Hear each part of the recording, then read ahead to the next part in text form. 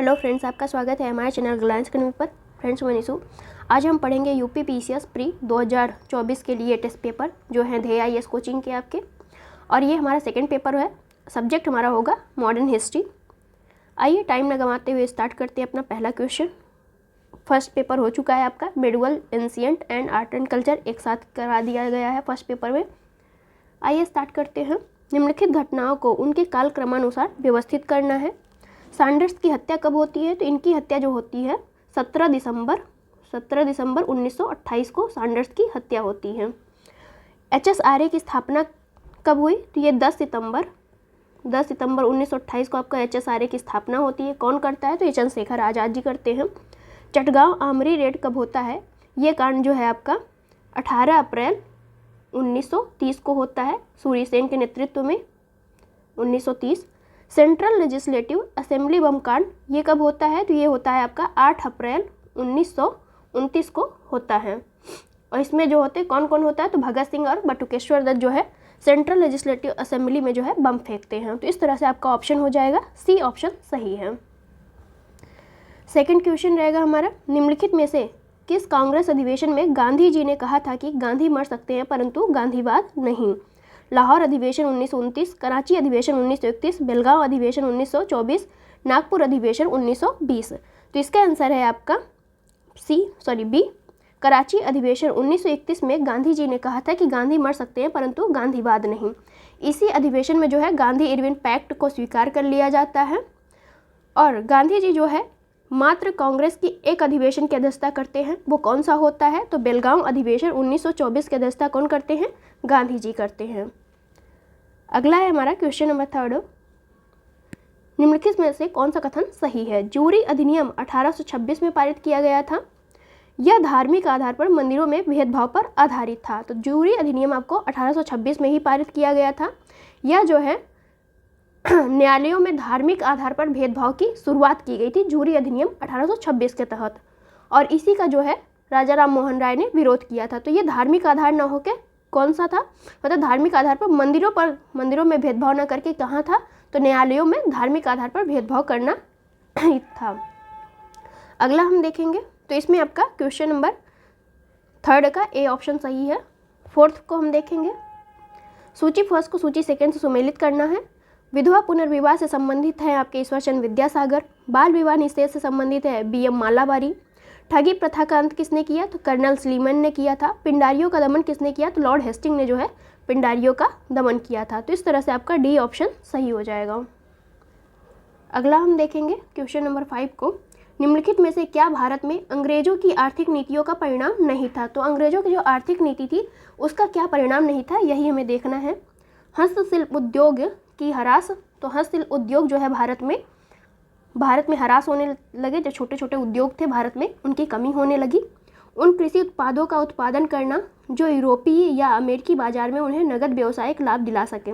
तो ऐसे कृषि का उत्पादन किया जाता था भारत में जो क्या होते हैं, यूरोपियों को ज़रूरत थी जिन चीज़ों की, जैसे चाय, कॉफ़ी, रबर, कपास, गन्ना, इन सब की जो है यूरोपियों या अमेरिकियों को ज़रूरत थी। तो उस टाइप के आपका व्यावसायिक उत्पादन किया जाता था। जैसे आप नीचे देख सकते हैं कि चाय, कॉफ़ी, रबर, कपास, गन्ना, तंबाकू, नील आदि जैसे व्यावसायिक फसलों को जो है अंग्रेजों द्वारा प्रोत्साहित किया गया भारत में, ताकि ये कहाँ निर्यात की जा सके? तो लंदन और अमेरिका में। तीव्र औद्योगिकरण, तो तीव्र औद्योगिकरण जो होता है वो भारत में ना होकर कहाँ होता है? तो लंदन में होता है, यानी ब्रिटेन में होता है। तो इस तरह से डी ऑप्शन आपका गलत हो जाएगा। बाकी जो है तीनों ही सही हैं। पुर्तगालियों के संबंध में कौन सा कथन असत्य है, उसका चुनाव करना है। भारत में सबसे पहले पुर्तगाली आए और सबसे अंत में गए। तो कब आता है पुर्तगाली सबसे पहले? 1498 में जो है आपका 1498 में आपके वास्को डी गामा जो है भारत में आते हैं कालीकट के तट पे, और सबसे अंत में कब जाते हैं? तो 1961 में गोवा से ये जाते हैं सबसे लास्ट में। नीली जल नीति, ब्लू वाटर पॉलिसी का प्रतिपादन पुर्तगाली गवर्नर अल्बुकर्क ने किया। तो अल्बुकर्क ने नहीं किया था, ये किया था पुर्तगाली गवर्नर अल्मीड़ा ने किया था। अल्मीड़ा, इसका कार्यकाल क्या था? ये कब गवर्नर बन के आया? तो 1905 से लेके 1909 तक ये गवर्नर रहता है अल्मीड़ा आपका। इसी ने जो है ब्लू वाटर पॉलिसी लागू की थी। पुर्तगालियों ने 1510 ईस्वी में गोवा को जीता। तो ये बात आपका सही है कि पुर्तगालियों ने जो है 1510 ईस्वी में जो है अल्बुकर्क ने गोवा को यूसुफ आदिल शाह से छीन लेता है। उस टाइम पे गवर्नर कौन होता है? तो ये होता है आपका अल्बुकर्क। तो इस तरह से आपका हो जाएगा बी ऑप्शन जो है गलत है, बाकी सभी जो है सही हैं। क्वेश्चन नंबर 7 को देखते हैं। निम्नलिखित कथनों पर विचार करना है। पंडिता रमाबाई सरस्वती ने बाल विधवाओं की शिक्षा के लिए मुक्त मिशन की शुरुआत की। उन्होंने 1884 में रखमाबाई मामले का बचाव किया, जो 1891 में एज ऑफ कंसेंट एक्ट आयु की सहमति अधिनियम के प्रारूपण में सहायक हुआ। तो ये दोनों ही स्टेटमेंट आपके सही हैं पंडिता रमाबाई के बारे में। अगला हम देखेंगे क्वेश्चन नंबर 8। संथाल विद्रोह कब होता है? तो ये होता है 1855 से 56 में होता है। संथाल विद्रोह के कारणों के संदर्भ में निम्नलिखित में से कौन सा कथन सही नहीं है? यहाँ पे नहीं जरूर पॉइंट आउट करिएगा, क्योंकि ये इंपॉर्टेंट होता है आपके लिए, इसी से आपका क्वेश्चन सही और गलत हो सकता है। दीकुओं द्वारा उच्च ब्याज वसूल किया जाना, दामिन ए कोह पर जमींदारों का नियंत्रण बढ़ाना, रेल निर्माण में लगे यूरोपीय अधिकारियों द्वारा उन्हें सहायता प्रदान करना, उपयुक्त में से कोई नहीं। तो इसका आंसर हो जाएगा आपका सी ऑप्शन आपका सही नहीं है। जो आपका संथाल विद्रोह होता है वो कहाँ पे होता है? तो राजमहल पहाड़ियों के आसपास जो आपका झारखंड वाला एरिया है, यहीं आपका संथाल विद्रोह होता है। ये आदिवासी या जनजाति विद्रोह था। ये जो है किसके विरुद्ध अपना विद्रोह करते थे? तो जो जमींदार हैं, साहूकार हैं, इन सभी को ये क्या कहते थे? दीकू कहते थे। तो इसलिए लिखा गया यहाँ पे दीकुओं द्वारा उच्च ब्याज वसूल किया जाना। अगला चलते हैं हम क्वेश्चन नंबर 9 को देखते हैं। निम्नलिखित में से किसे भारत में फ्रांसीसी कंपनी का संस्थापक माना जाता है? Colbert, Franco Martin, Malsen, Albert. तो कॉलबर्ट को जो है आपका फ्रांसीसी कंपनी का संस्थापक माना जाता है। लुई 14वें का ये वित्त मंत्री था कॉलबर्ट, और 1664 में ये फ्रेंच ईस्ट इंडिया कंपनी की स्थापना करता है, जिसे हम क्या कहते हैं? कंपनी देश इंदेश ओरिएंटल के नाम से भी इसे जानते हैं, इस कंपनी को, फ्रेंच ईस्ट इंडिया कंपनी को। और इसी के तहत जो है इसकी पहली कंपनी लगती है 1668 में। पहली कंपनी इनकी स्थापना होती है फ्रेंच की। कहाँ पे होती है? तो सूरत में होती है। सेकंड कहाँ पे होती है? ये आप लोग कमेंट बॉक्स में आंसर करके बताइएगा। क्वेश्चन नंबर 10 है। इलाहाबाद की संधि के संबंध में निम्नलिखित कथनों पर विचार करना है। इलाहाबाद की प्रथम संधि नवाब शुजाउद्दौला और अंग्रेजों के बीच 12 अगस्त 1765 को हुई। तो इलाहाबाद की जो प्रथम संधि होती है वो 12 अगस्त 1765 को होती है, लेकिन नवाब शुजाउद्दौला के साथ नहीं होती। किसके साथ होती है? मुगल शासक आपके शाह आलम द्वितीय के साथ होती है।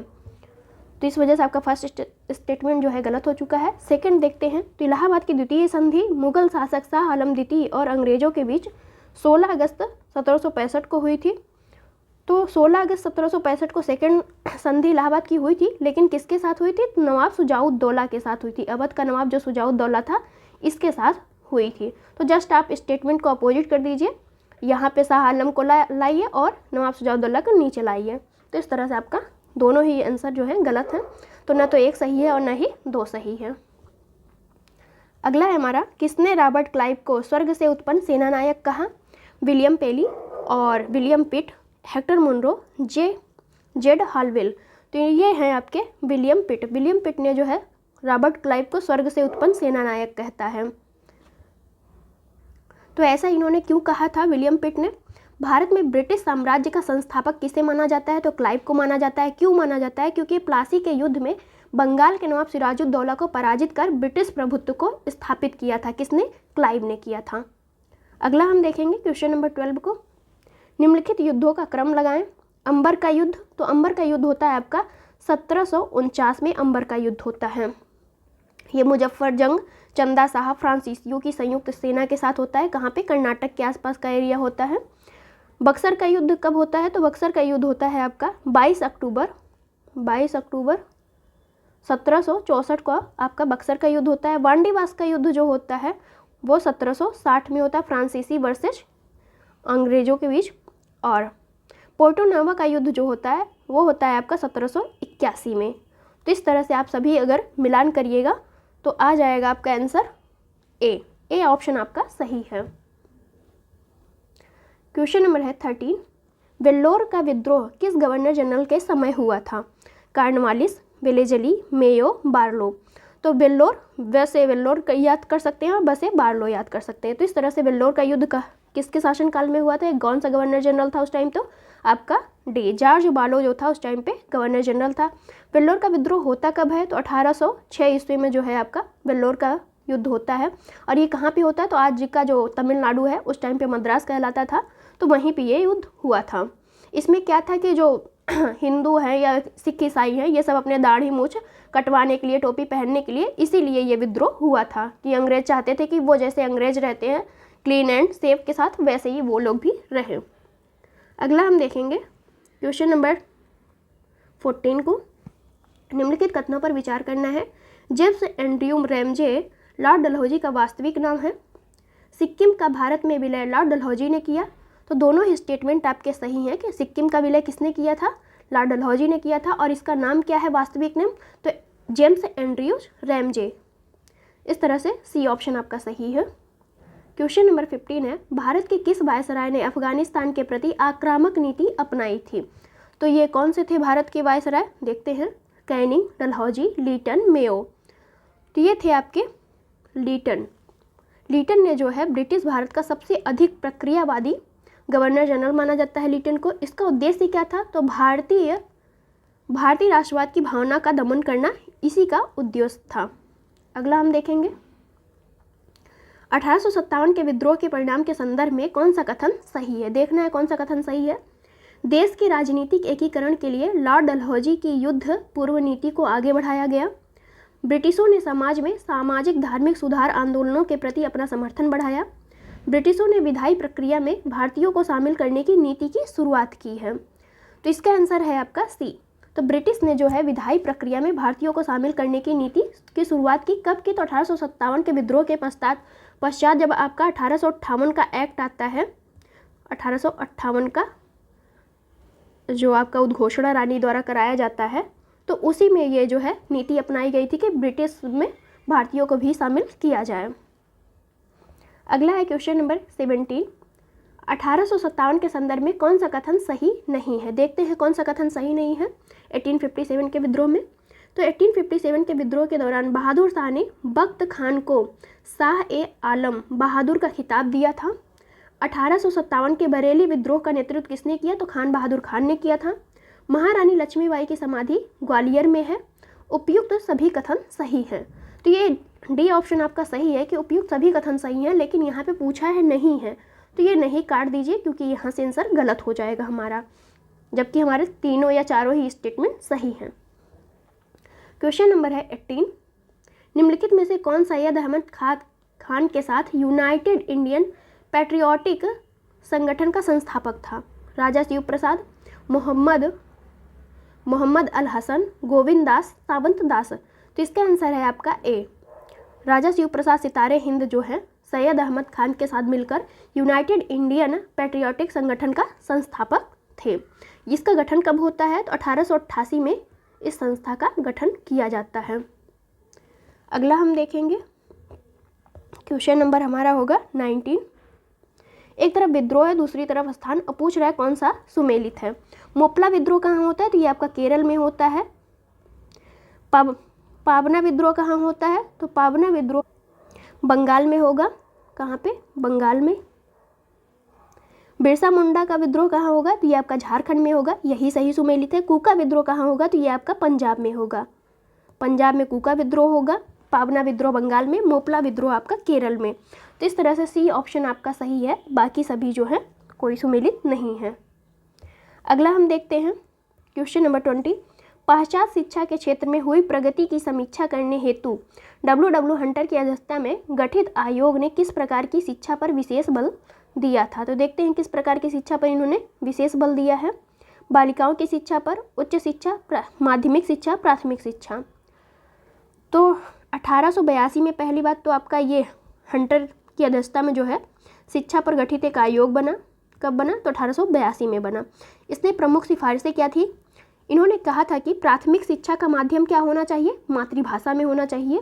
जो भी प्राथमिक शिक्षा में आपका शिक्षा दी जाएगी वो किस भाषा में दी जाएगी, तो वो जो लोकल लैंग्वेज है उसी में दी जाएगी। जैसे मातृभाषा उनकी जो लोकल लैंग्वेज होगी उसी में शिक्षा दी जाएगी। प्राथमिक शिक्षकों के प्रशिक्षण के लिए अधिक प्रशिक्षण विद्यालय स्थापित किए जाएंगे। ये इनकी सिफारिश थी W हंटर की। अगला हम देखेंगे क्वेश्चन नंबर 21, निम्नलिखित में से किसने भारतीय विश्वविद्यालयों में धार्मिक शिक्षा के लिए प्रबल वकालत की थी?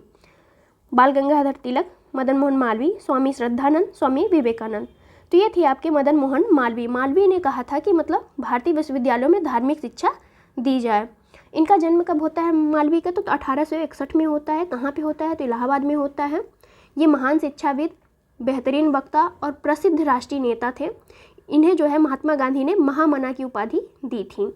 और राधा कृष्णन जो है इनको जो है कर्मयोगी के नाम से भी जाना जाता है। ये कुछ इंपॉर्टेंट बातें हैं, याद रखिएगा। निम्नलिखित कथनों पर विचार करना है। महात्मा गांधी ने केवल एक बार 1924 के बेलगांव अधिवेशन की अध्यक्षता की। कालिदास की प्रसिद्ध रचना अभिज्ञान शाकुंतलम का पहली बार अंग्रेजी में अनुवाद सर विलियम जोन्स ने करवाया था। तो इसका आंसर हो जाएगा आपका सी। दोनों ही कथन आपके सही हैं कि महात्मा गांधी ने केवल एक बार ही 1924 के बेलगांव अधिवेशन की अध्यक्षता की थी कांग्रेस के। भारत की स्वतंत्रता प्राप्ति के बाद महात्मा गांधी ने भारतीय राष्ट्रीय कांग्रेस को समाप्त करने का भी सुझाव दिया था। तो ये स्टेटमेंट भी पूछा जाता है कि किसने कहा था कि कांग्रेस को समाप्त कर दिया जाए? तो ये थे आपके महात्मा गांधी। अब विलियम जोन्स ने जो है, ये इस टाइम वारेन हेस्टिंग का कार्यकाल चल रहा था, तो उसी टाइम पे जो है इन्होंने कालिदास की रचना अभिज्ञान शाकुंतलम पर पहली बार अंग्रेजी में इन्होंने अनुवाद किया था। क्वेश्चन नंबर है 23, अराजक और क्रांतिकारी अपराध अधिनियम का संबंध निम्नलिखित में से किससे है? तो देखते हैं किससे है। Simon commission, Rowlatt act, Bharat छोड़ो आंदोलन, सेफ्टी वॉल सिद्धांत। तो अराजक और क्रांतिकारी अपराध अधिनियम 1919 का संबंध किससे है? तो रॉलेट एक्ट से है। यह अधिनियम सिडनी रॉलेट की अध्यक्षता वाले राजद्रोह समिति की सिफारिशों पर पारित किया गया था। तो ये था आपका रॉलेट एक्ट अधिनियम से संबंधित था। अगला हम देखेंगे क्वेश्चन नंबर है 24, इस संगठन की स्थापना 1815 में की गई थी। इसने उपनिषद, बाइबल, कुरान की शिक्षाओं को मिलाकर एक उपदेश दिया कि ईश्वर एक है। महर्षि देवेंद्रनाथ टैगोर इसके सक्रिय सदस्य थे। उपयुक्त कथन निम्नलिखित में से किस संगठन का वर्णन करता है? तो देखते हैं किस संगठन का वर्णन करता है। वेद समाज, आत्मीय सभा, प्रार्थना समाज, आर्य समाज। तो ये था आपका आत्मीय सभा। आत्मीय सभा की स्थापना जो है 1815 में राजा राम मोहन राय द्वारा की जाती है। यही आगे चलकर 1828 में ब्रह्म समाज के नाम से प्रचलित होती है। तो इसमें जो है आपका उपनिषद, बाइबल, कुरान की शिक्षाओं को मिलाकर उपदेश दिया गया कि ईश्वर एक है। अगला हम देखेंगे वेद समाज की स्थापना देख लीजिए। इसकी स्थापना जो है 1864 में की जाती है। किसके द्वारा? तो ये होगा आपका केशव चंद्र सेन और श्रीधालु नायडू के द्वारा की जाती है। प्रार्थना समाज की स्थापना आपका 1867 में की जाती है आत्मारंग पांडुरंग के द्वारा। अगला हम देखते हैं और आर्य समाज की स्थापना आपको पता होगा कि स्वामी श्रद्धानंद जी द्वारा की जाती है 1875 में। महात्मा गांधी का जीवनी काल लुई फिशर किस आंदोलन से संबंधित था? सविनय अवज्ञा आंदोलन, भारत छोड़ो आंदोलन, चंपारण आंदोलन, असहयोग आंदोलन। तो इसका आंसर है आपका बी। भारत छोड़ो आंदोलन के दौरान जो है लुई फिशर ने महात्मा गांधी का जीवनी काल लिखे थे, या जीवनी उन पे थोड़ा सा लिखे हुए थे। अगला हम देखेंगे क्वेश्चन नंबर है 26, युद्ध है और संधियां हैं। प्रथम कर्नाटक युद्ध। तो प्रथम कर्नाटक युद्ध आपका किस संधि के तहत समाप्त होता है? तो एक्सला-सेपल की संधि से समाप्त होता है। द्वितीय कर्नाटक युद्ध की समाप्ति आपका पौंडीचेरी की संधि से होता है। तृतीय कर्नाटक युद्ध की समाप्ति आपकी पेरिस की संधि से होता है। तो इस तरह से हम देखेंगे कि हमारा सिर्फ एक ही ऑप्शन जो है वो सही सुमेलित है, बाकी दोनों जो है नहीं सुमेलित हैं। क्वेश्चन नंबर है 27, मराठों के संदर्भ में निम्नलिखित कथनों पर विचार कीजिए। तो 1707 में औरंगजेब की मृत्यु के बाद उसकी कैद से रिहा हुए छत्रपति शिवाजी ने हिंदवा धर्मोद्धारक की उपाधि प्राप्त की थी। नाना साहब ने मराठा सत्ता को औपचारिक रूप से पूना में स्थानांतरित कर दिया। तो दोनों ही कथन आपके सही है कि छत्रपति शिवाजी महाराज ने हिंदवा धर्मोद्धारक की पदवी धारण की, जिसका अर्थ क्या था कि हिंदू धर्म का मतलब रक्षक। बालाजी बाजीराव, जिसे हम नाना साहब कहते हैं, इनका कार्यकाल क्या था? तो 1740 से लेकर 1761 तक इनका कार्यकाल था। ये पेशवा बने थे उस टाइम तक। 1749 में राजा साहू की मृत्यु के बाद ये अपना प्रशासन आधिकारिक रूप से प्रमुख बन जाते हैं। अगला हम देखेंगे, क्वेश्चन नंबर है 28। संगठन और आंदोलन एक तरफ हमारे संस्थापक दिए हैं और पूछ रहा है कौन सा सही सुमेलित नहीं है। प्रार्थना समाज, तो प्रार्थना समाज के संस्थापक कौन है आपके, तो ये हैं आत्मारंग पांडुरंग। आर्य समाज के संस्थापक दयानंद सरस्वती, सॉरी वहाँ पे ऊपर थोड़ा सा गलत हो गया, श्रद्धानंद मैंने बोला था, जबकि होना क्या चाहिए था, दयानंद सरस्वती। सत्य शोधक समाज के स्थापना किसने की, तो ज्योतिबा फूले ने की थी। निरंकारी आंदोलन जो है, निरंकारी आंदोलन बाबा शिवदयाल का नहीं है, निरंकारी आंदोलन आपका बाबा दयाल दास का है। किसका है, बाबा दयाल दास ने इसकी स्थापना की थी। बहुत ही माइनर डिफरेंस है, याद रखिएगा। तो डी ऑप्शन आपका सही हो जाएगा। और आगे चलते हैं हम फिर 29 में। भारतीय परिषद अधिनियम 1861 के संदर्भ में कौन सा कथन सही है, देखना है कौन सा कथन सही है हमारा। सत्येंद्र प्रसाद सिन्हा को इस अधिनियम द्वारा वायसराय की कार्यकारी परिषद में विधि सदस्य के रूप में नियुक्त किया गया था। तो सत्येंद्र प्रसाद सिन्हा को जो है इस अधिनियम के तहत नहीं, 1909 अधिनियम के तहत जो है कार्यकारी परिषद में विधि सदस्य के रूप में नियुक्त किया गया था। तो इस तरह से हमारा फर्स्ट गलत हो गया। इस अधिनियम के माध्यम से लॉर्ड कैनिंग ने पोर्टफोलियो प्रणाली की शुरुआत की। तो ये बात सही है कि पोर्टफोलियो प्रणाली की शुरुआत जो है आपका भारतीय परिषद अधिनियम 1861 के तहत ही किया जाता है। तो इस तरह से आपका केवल दूसरा ऑप्शन सही है। अगला है हमारे पास क्वेश्चन 30। निम्नलिखित में से कौन सी घटना लॉर्ड डफरिन के कार्यकाल की एक महत्वपूर्ण घटना थी। प्रथम जनगणना की शुरुआत, भारतीय राष्ट्रीय कांग्रेस की स्थापना, रामकृष्ण मिशन की स्थापना, मुस्लिम एंग्लो ओरिएंटल स्कूल की स्थापना। तो ये था आपका भारतीय राष्ट्रीय कांग्रेस की स्थापना कब होती है, तो 1885 में होती है, दिसंबर 1885 में। और उस टाइम कार्यकाल किसका था, तो लॉर्ड डफरिन का था। डफरिन ने कहा था कि ये कांग्रेस क्या है, सूक्ष्मदर्शी लोगों का समूह है। तो इस तरह से आपका ये स्टेटमेंट भी पूछा जाता है। अगला हम देखेंगे क्वेश्चन नंबर 31 को। प्लासी की लड़ाई 1757 के परिणामों के संदर्भ में कथनों पर विचार करना है। ईस्ट इंडिया कंपनी को बंगाल, बिहार, उड़ीसा में मुक्त व्यापार का निर्विवाद अधिकार दिया गया। इंग्लैंड से स्वर्ण रजत का आयात इस लड़ाई के बाद बंद हो गया। तो दोनों ही स्टेटमेंट आपके सही हैं कि जब आपका प्लासी की लड़ाई 1757 में रॉबर्ट क्लाइव के नेतृत्व में ईस्ट इंडिया कंपनी और बंगाल के नवाब जो है सिराजुद्दौला के बीच लड़ी जाती है, उस टाइम पे क्या होता है कि ईस्ट इंडिया कंपनी को मीर जाफर द्वारा बंगाल, बिहार और उड़ीसा में मुक्त व्यापार का निर्विवाद अधिकार दे दिया जाता है। और कंपनी को जो है कलकत्ता के पास 24 परगना की जमींदारी भी दी जाती है। अगला हम देखते हैं क्वेश्चन नंबर 32 को। पाइका विद्रोह कहाँ हुआ था, तो पाइका विद्रोह आपका उड़ीसा में हुआ था।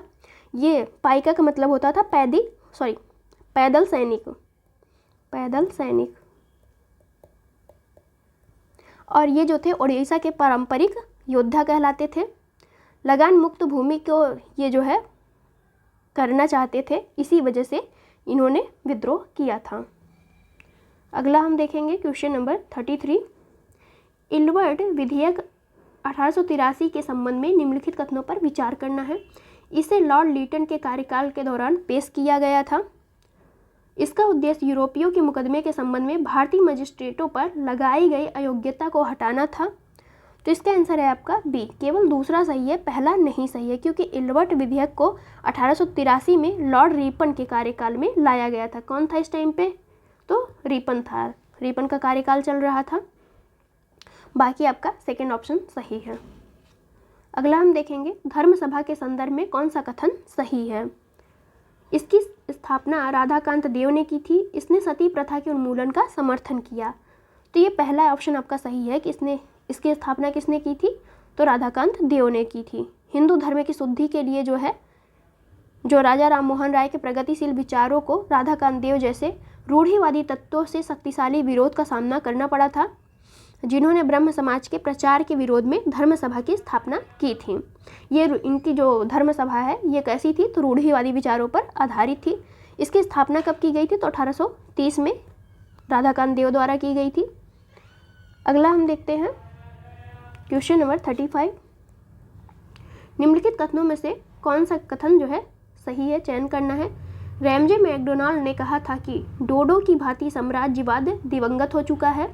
सर स्टेफोर्ड क्रिप्स ने कहा था कि भारत में एक क्रांति होने जा रही है और हमें जल्द ही चले जाना चाहिए। तो कौन सा सही है देखते हैं। तो पहला ऑप्शन आपका सही नहीं है, क्योंकि ये रैमजे मैकडोनाल्ड ने नहीं कहा था, ये कहा था किसने, क्लीमेंट एटली ने कहा था। उस टाइम के पीएम क्लीमेंट एटली ने जो है कहा कि डोडो एक विलुप्त पक्षी है जिसका नाम क्या है, डोडो। डोडो की भांति साम्राज्यवाद दिवंगत हो चुका है, ये जो है क्लीमेंट एटली ने कहा था। स्टेफोर्ड क्रिप्स ने 1942 में आए भारत मिशन के नेतृत्व करता थे। 1946 के कैबिनेट मिशन के ये सदस्य भी थे स्टेफोर्ड क्रिप्स, और इन्होंने क्या कहा था, तो भारत में एक क्रांति होने जा रही है और हमें जल्द ही यहाँ से चले जाना चाहिए। तो इस तरह से बी ऑप्शन आपका सही हो जाएगा। क्वेश्चन नंबर है 36, निम्नलिखित कथनों पर विचार करना है। ज्योतिबा फूले ने उच्च जाति और ब्राह्मणवादी वर्चस्व के खिलाफ जीवन भर संघर्ष किया। स्वामी दयानंद सरस्वती मूर्ति पूजा, बाल विवाह और जाति व्यवस्था के विरुद्ध थे। तो इसका आंसर है आपका सी। दोनों ही कथन आपके सही है कि ज्योतिबा फूले जो है महाराष्ट्र के एक निम्न जाति के परिवार से थे। उन्होंने अंतरजातीय विवाह और विधवा पुनर्विवाह को प्रोत्साहित भी किया था। विधवा पुनर्विवाह आंदोलन और महिलाओं की शिक्षा हेतु इन्होंने कार्य किया था। कौन, तो ये थे आपके ज्योतिबा फूले। स्वामी दयानंद सरस्वती ने 1875 में आर्य समाज की स्थापना की, जिसमें हिंदू समाज में जो सामाजिक कुरीतियां, अंधविश्वास, कुप्रथा है, इन सब का इन्होंने विरोध किया था। अगला हम देखेंगे, क्वेश्चन नंबर है हमारा 37। झंडा गीत विजय विश्व तिरंगा प्यारा झंडा ऊंचा रहे हमारा की रचना किसने की है। तो इसकी रचना जो है आपके श्यामलाल गुप्ता पार्षद ने की थी। अगला हम देखते हैं क्वेश्चन नंबर 38। निम्नलिखित कथनों में से कौन सा कथन असत्य है देखना है। अनहैप्पी इंडिया पुस्तक की रचना लाला लाजपत राय ने की है। The rise and growth of economic nationalism in India के लेखक सतीश चंद्र हैं। तो ये आपका गलत है कि सतीश चंद्र इनकी रचना नहीं। कौन किया है, तो फिर विपिन चंद्र ने किया है। कौन, विपिन चंद्र। मदर इंडिया पुस्तक कैथरीन मेयो द्वारा लिखी गई है, तो ये भी सही है। प्रिजन डायरी पुस्तक के लेखक जयप्रकाश नारायण हैं। तो इसका आंसर हो जाएगा बी ऑप्शन आपका गलत है, बाकी सभी जो है सही है। तो the rise and growth of economic nationalism in India के लेखक कौन है, विपिन चंद्र पाल हैं। अगला हम देखेंगे क्वेश्चन नंबर 39। 1885 में भारतीय राष्ट्रीय कांग्रेस के गठन के विभिन्न दृष्टिकोणों के संदर्भ में कौन सा कथन सही है। लाला लाजपत राय सुरक्षावाद सिद्धांत में विश्वास करते थे। आरपी दत्त द्वारा दुर्भिसंधि सिद्धांत का प्रतिपादन किया गया था। गोपाल कृष्ण गोखले द्वारा जो है तड़ित चालक के सिद्धांत का प्रतिपादन किया गया था। तो इसका आंसर है आपका डी। तीनों ही कथन जो है सही है। एक सेवानिवृत्त अंग्रेज अधिकारी जो सिविल सेवक थे, कौन थे, एयो ह्यूम ने जो है आपका कांग्रेस की स्थापना की थी। कब की थी, तो 1885 में की थी। और ये कहाँ पे हुई थी, तो मुंबई के गोकुलदास तेजपाल संस्कृत महाविद्यालय में किया गया था। इसी में जो है आपका तड़ित सुरक्षा वाल्व का सिद्धांत, दुर्भिसंधि सिद्धांत और ये आपका तड़ित चालक का सिद्धांत दिया गया था, तो इन सभी के द्वारा। अगला हम देखेंगे क्वेश्चन नंबर 40 को। निम्नलिखित कथनों में से कौन सा कथन सही नहीं है।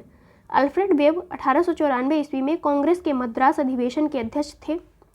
बाल गंगाधर तिलक कांग्रेस के अध्यक्ष कभी नहीं चुने गए। कांग्रेस ने नागपुर अधिवेशन में 1920 में पहली बार भारतीय रियासतों के प्रति अपनी नीति घोषित की। अरविंद घोष कांग्रेस के नरम दल से संबंधित थे। तो अरविंद घोष जो है कांग्रेस के नरम दल से नहीं संबंधित थे, ये जो है गरम दल से संबंधित थे। ये लाल पाल के उसमें थे, गुट में थे, जो गरम दल था हमारा। तो इस तरह से डी ऑप्शन आपका सही नहीं है, बाकी तीनों ही स्टेटमेंट आपके सही हैं। अगला हम देखेंगे क्वेश्चन नंबर 41। भारत का स्वतंत्रता संग्राम 1857 नामक पुस्तक के लेखक कौन है। तो इस पुस्तक के लेखक जो हैं आपके वी.डी. सावरकर जी हैं। तो भारत का स्वतंत्रता संग्राम 1857 नामक पुस्तक के लेखक आपके विनायक दामोदर सावरकर, जिनका पूरा नाम है। ये जो है अभिनव भारत नामक क्रांतिकारी संगठन से भी संबंधित थे। और ये क्या करते हैं कि ब्रिटिश कैद से 1910 में भाग जाते हैं, फिर क्या होते हैं, पुनः पकड़ लिए जाते हैं। भागने की कोशिश की लेकिन पकड़ गए थे। निम्नलिखित में से किसे काकोरी षड्यंत्र केस के तहत जो है फांसी की सजा दी गई थी। भगत सिंह, राजेंद्र लाहिड़ी, बटुकेश्वर दत्त, रोशन लाल। तो 2 और 4 राजेंद्र लाहिड़ी और रोशन लाल को जो है फांसी दी गई थी काकोरी षड्यंत्र केस के तहत। तो ये हो जाएगा आपका 2 और 4, डी ऑप्शन सही हो जाएगा। इसमें और कौन कौन शामिल था, तो राम प्रसाद बिस्मिल शामिल थे, अशफाक उल्लाह खां शामिल थे। 4 लोगों को टोटल फांसी दी गई थी, बिस्मिल को, रोशन लाल को, अशफाक उल्लाह खां को, राजेंद्र लाहिड़ी को। और ये घटना हुई कब थी, तो 9 अगस्त 1925 को हुई थी, काकोरी षड्यंत्र केस। इसमें क्या हुआ था कि क्रांतिकारियों ने 8 down Saharanpur Lucknow passenger train पर डकैती डालकर सरकारी खजाने को लूटा था। और चंद्रशेखर आज़ाद जो है यहाँ से भाग जाते हैं। रोशन लाल को फांसी दी गई थी आपका नैनी में, राजेंद्र लाहिड़ी को फांसी दी गई थी आपका गोंडा में, बिस्मिल को फांसी गोरखपुर में दी गई थी और अशफाक उल्लाह को फांसी जो है फैजाबाद में दी गई थी। निम्न युग्मों में से कौन सा सुमेलित नहीं है, देखना है कौन सा सुमेलित नहीं है। विक्टोरिया षड्यंत्र प्रकरण 1914 में होता है। काकोरी षड्यंत्र प्रकरण आपका 1925 में होता है। अलीपुर षड्यंत्र प्रकरण कब होता है, तो ये 1908 में होता है, ना कि 1906 में। हावड़ा षड्यंत्र प्रकरण कब होता है, तो 1910 में होता है। तो इस तरह से सी ऑप्शन आपका सही नहीं है, बाकी जो है सभी सुमेलित हैं। अलीपुर कब होता है, 1908 में, काकोरी 1925 में, विक्टोरिया आपका 1914 में, हावड़ा जो है 1910 में। ये कुछ इंपॉर्टेंट षड्यंत्र केस हैं जो पूछे जाते हैं बस मिलान के लिए कि कब कौन सा होता है, याद रखिएगा।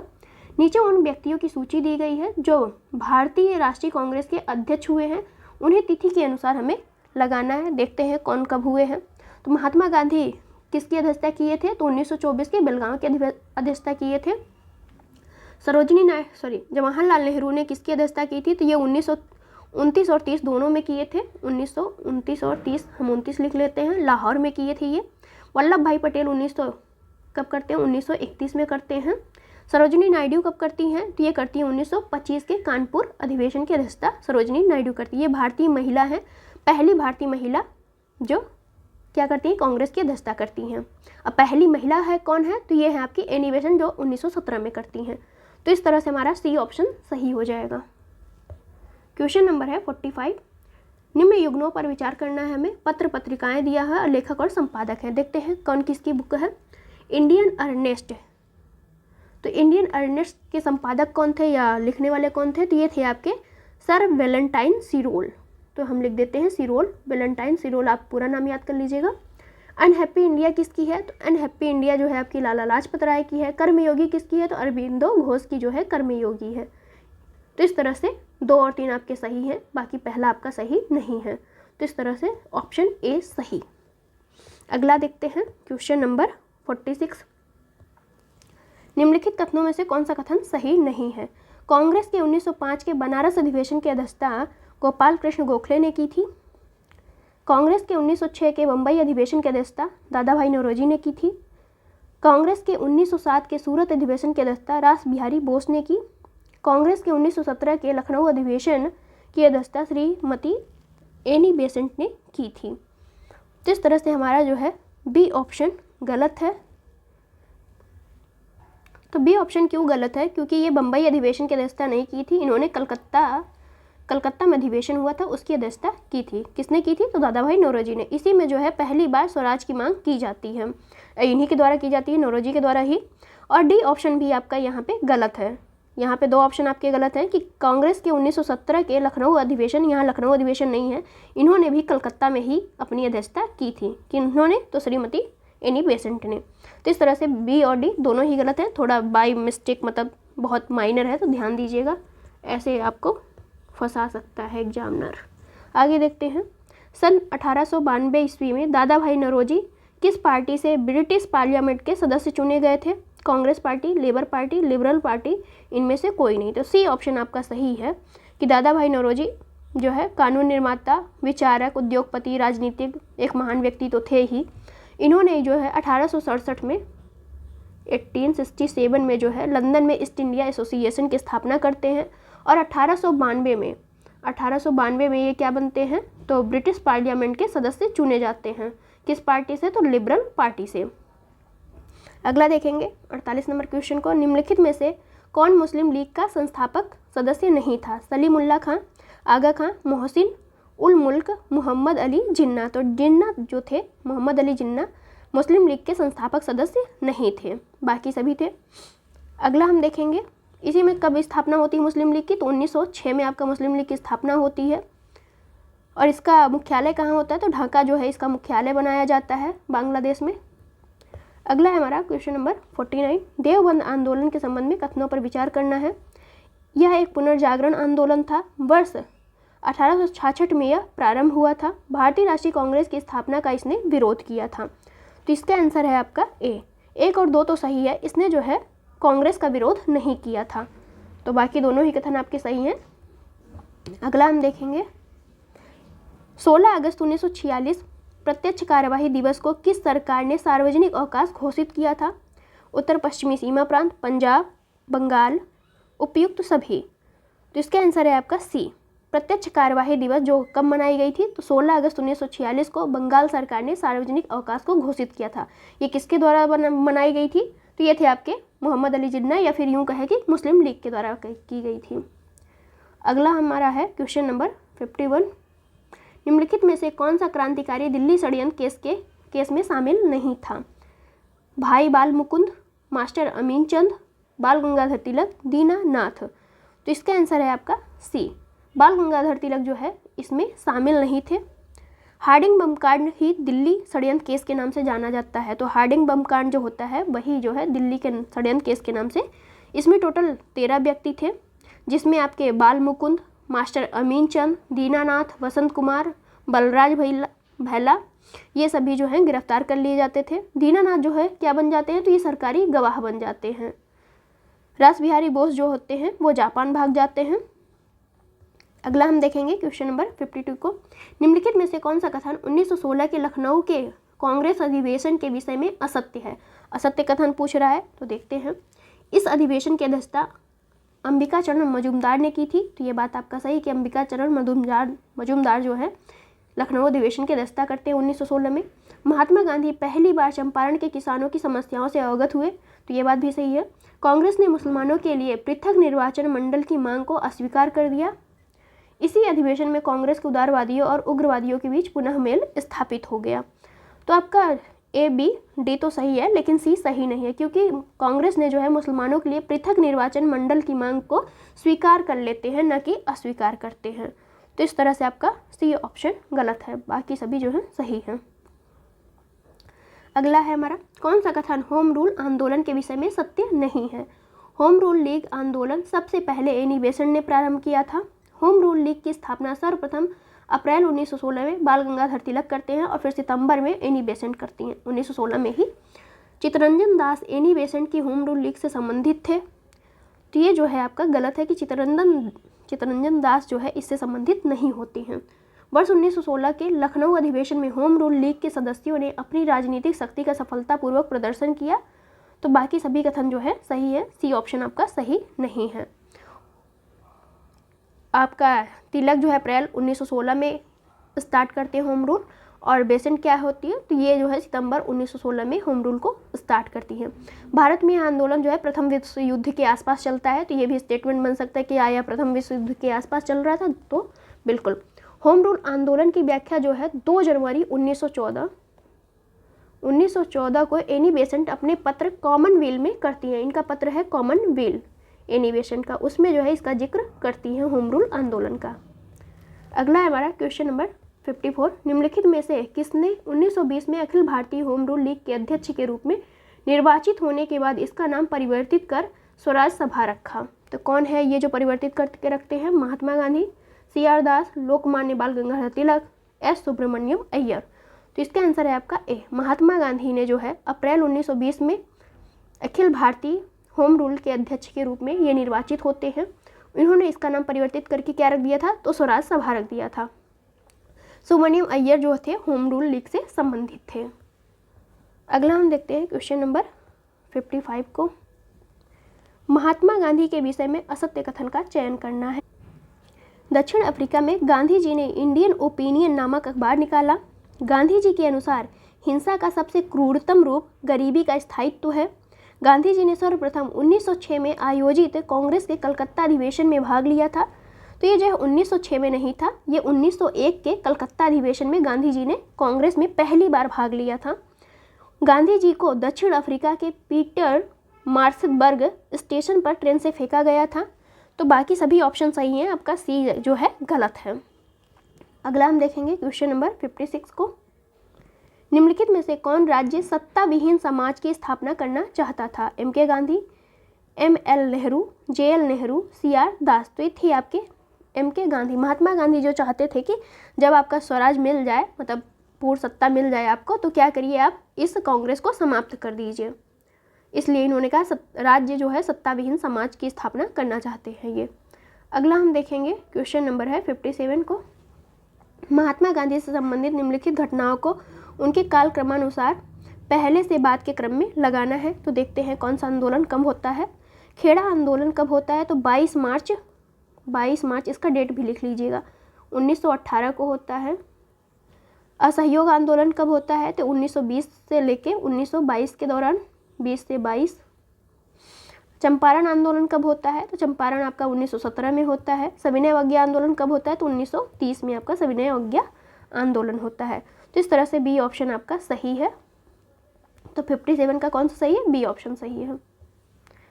कुछ इम्पॉर्टेंट आंदोलन होते हैं जिनको आपको डेट के साथ तैयार कर लेना चाहिए। निम्नलिखित में से किसे गांधी जी ने दीन बंधु की उपाधि दी थी? तो किसी जो है मिली है ये रेवेंड थॉमस मूर को, जॉर्ज यूल को, विलियम बॉवेल को, रेवेंड चार्ली एंड्रयूज को। तो ये थे आपके रेवेंड चार्ली एंड्रयूज, जिनको हम क्या कहते हैं? चार्ल्स एंड्रयूज भी इन्हें कहते हैं। चार्ल्स एंड्रयूज जो है सेंट स्टीफन कॉलेज दिल्ली में प्राध्यापक पद पर नियुक्त थे। इन्हीं को जो है गांधी जी ने दीनबंधु कहा था। अगला है आपका क्वेश्चन नंबर 59। निम्नलिखित में से किसने यरवदा कारागार को मंदिर की संज्ञा दी है? तो यहाँ पे गांधी जी बंद थे, गांधी जी ही जो है कारागार को मंदिर बता सकते हैं, बाकी तो और कोई नहीं बताएगा। तो इस तरह से आपका ये 1930 में जब गिरफ्तार किए गए थे सविनय अवज्ञा आंदोलन के तहत, तभी ये इन्होंने कहा था। यरवदा कहाँ है? तो महाराष्ट्र के पुणे में है। क्वेश्चन नंबर है आपका 60। निम्नलिखित में से कौन भारत की स्वतंत्रता के समय कांग्रेस का सदस्य नहीं था? सी राजगोपालाचारी, J.V. कृपलानी, महात्मा गांधी, मौलाना अबुल कलाम आज़ाद। तो गांधी जी जो है 1934 में ही अपना कांग्रेस की सदस्यता जो है छोड़ देते हैं। उसके बाद ये कांग्रेस के कभी सदस्य नहीं बनते हैं। बाकी सभी जो है उस टाइम पे कांग्रेस के सदस्य थे। J.B. कृपलानी जो है आज़ादी के समय कांग्रेस के अध्यक्ष भी थे।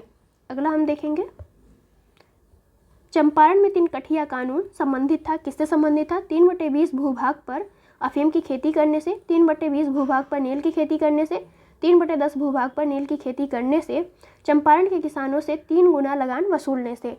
तो ये था आपका 3/20 भूभाग पर नील की खेती करने के लिए जो है चंपारण में 3 कठिया कानून लगाया गया था। तो इस तरह से आपका बी ऑप्शन सही है। ये चंपारण आंदोलन कब होता है? तो 1917 में होता है, और ये गांधी जी का प्रथम सत्याग्रह भी था। अगला हम चलते हैं क्वेश्चन नंबर 62 के बारे में। फैजपुर में कांग्रेस अधिवेशन के साथ होने वाले अखिल भारतीय किसान सभा के दूसरे सत्र की अध्यक्षता किसने की थी? स्वामी सहजानंद, N.G. रंगा, इंदुलाल याज्ञिक, आचार्य नरेंद्र देव। तो इसकी अध्यक्षता जो करते हैं N.G. रंगा करते हैं। पहले अधिवेशन जो पहला आपका अखिल भारतीय किसान सभा होता है, इस 1936 में इसकी स्थापना होती है। किसकी? अखिल भारतीय किसान सभा की। कहाँ पे होती है? तो लखनऊ में होती है, लखनऊ में। और इसके सबसे पहले अध्यक्ष कौन होते हैं? फर्स्ट अध्यक्ष आपके स्वामी सहजानंद होते हैं, स्वामी सहजानंद। और ये महासचिव कौन होते हैं? महासचिव आपके N.G. रंगा होते हैं। लेकिन जो फैजपुर अधिवेशन होता है, दूसरा अधिवेशन, उसकी अध्यक्षता कौन करता है? तो N.G. रंगा करते हैं। ये इंपॉर्टेंट है, याद रखने की बात है, रख लीजिएगा। अगला हम देखेंगे क्वेश्चन नंबर 3 को।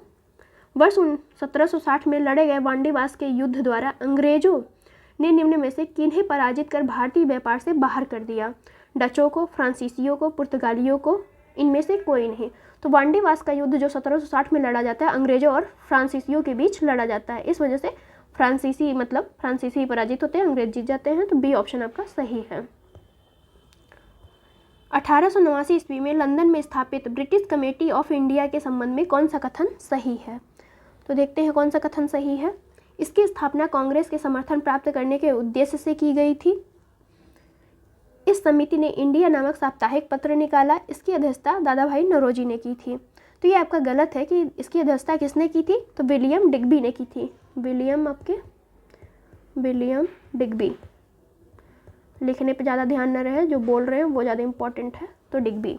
तो इस तरह से आपका ए और 2 मतलब फर्स्ट और सेकंड तो सही है, लेकिन थर्ड वाला ऑप्शन आपका सही नहीं है। क्वेश्चन नंबर है 65 को क्या है, तो बंगाल के विभाजन के समय बंगाल का लेफ्टिनेंट गवर्नर कौन था? Sir Andrews Fraser, A T Arundel, John Davy, M Joseph. तो ये थे आपके सर एंड्रयूज फेजर, जो थे उस टाइम पे बंगाल के गवर्नर थे। बंगाल के लेफ्टिनेंट गवर्नर कौन थे? तो फ्रेजर थे। और विभाजन किसने किया था? तो बंगाल का विभाजन आपके लॉर्ड कर्जन ने किया था, जो उस टाइम पे क्या था? वायसराय था। इसका कार्यकाल क्या रहता है कर्जन का? तो 1899 से लेकर 1905 तक इसका कार्यकाल रहता है कर्जन का, जो उस टाइम पे क्या था? वायसराय था।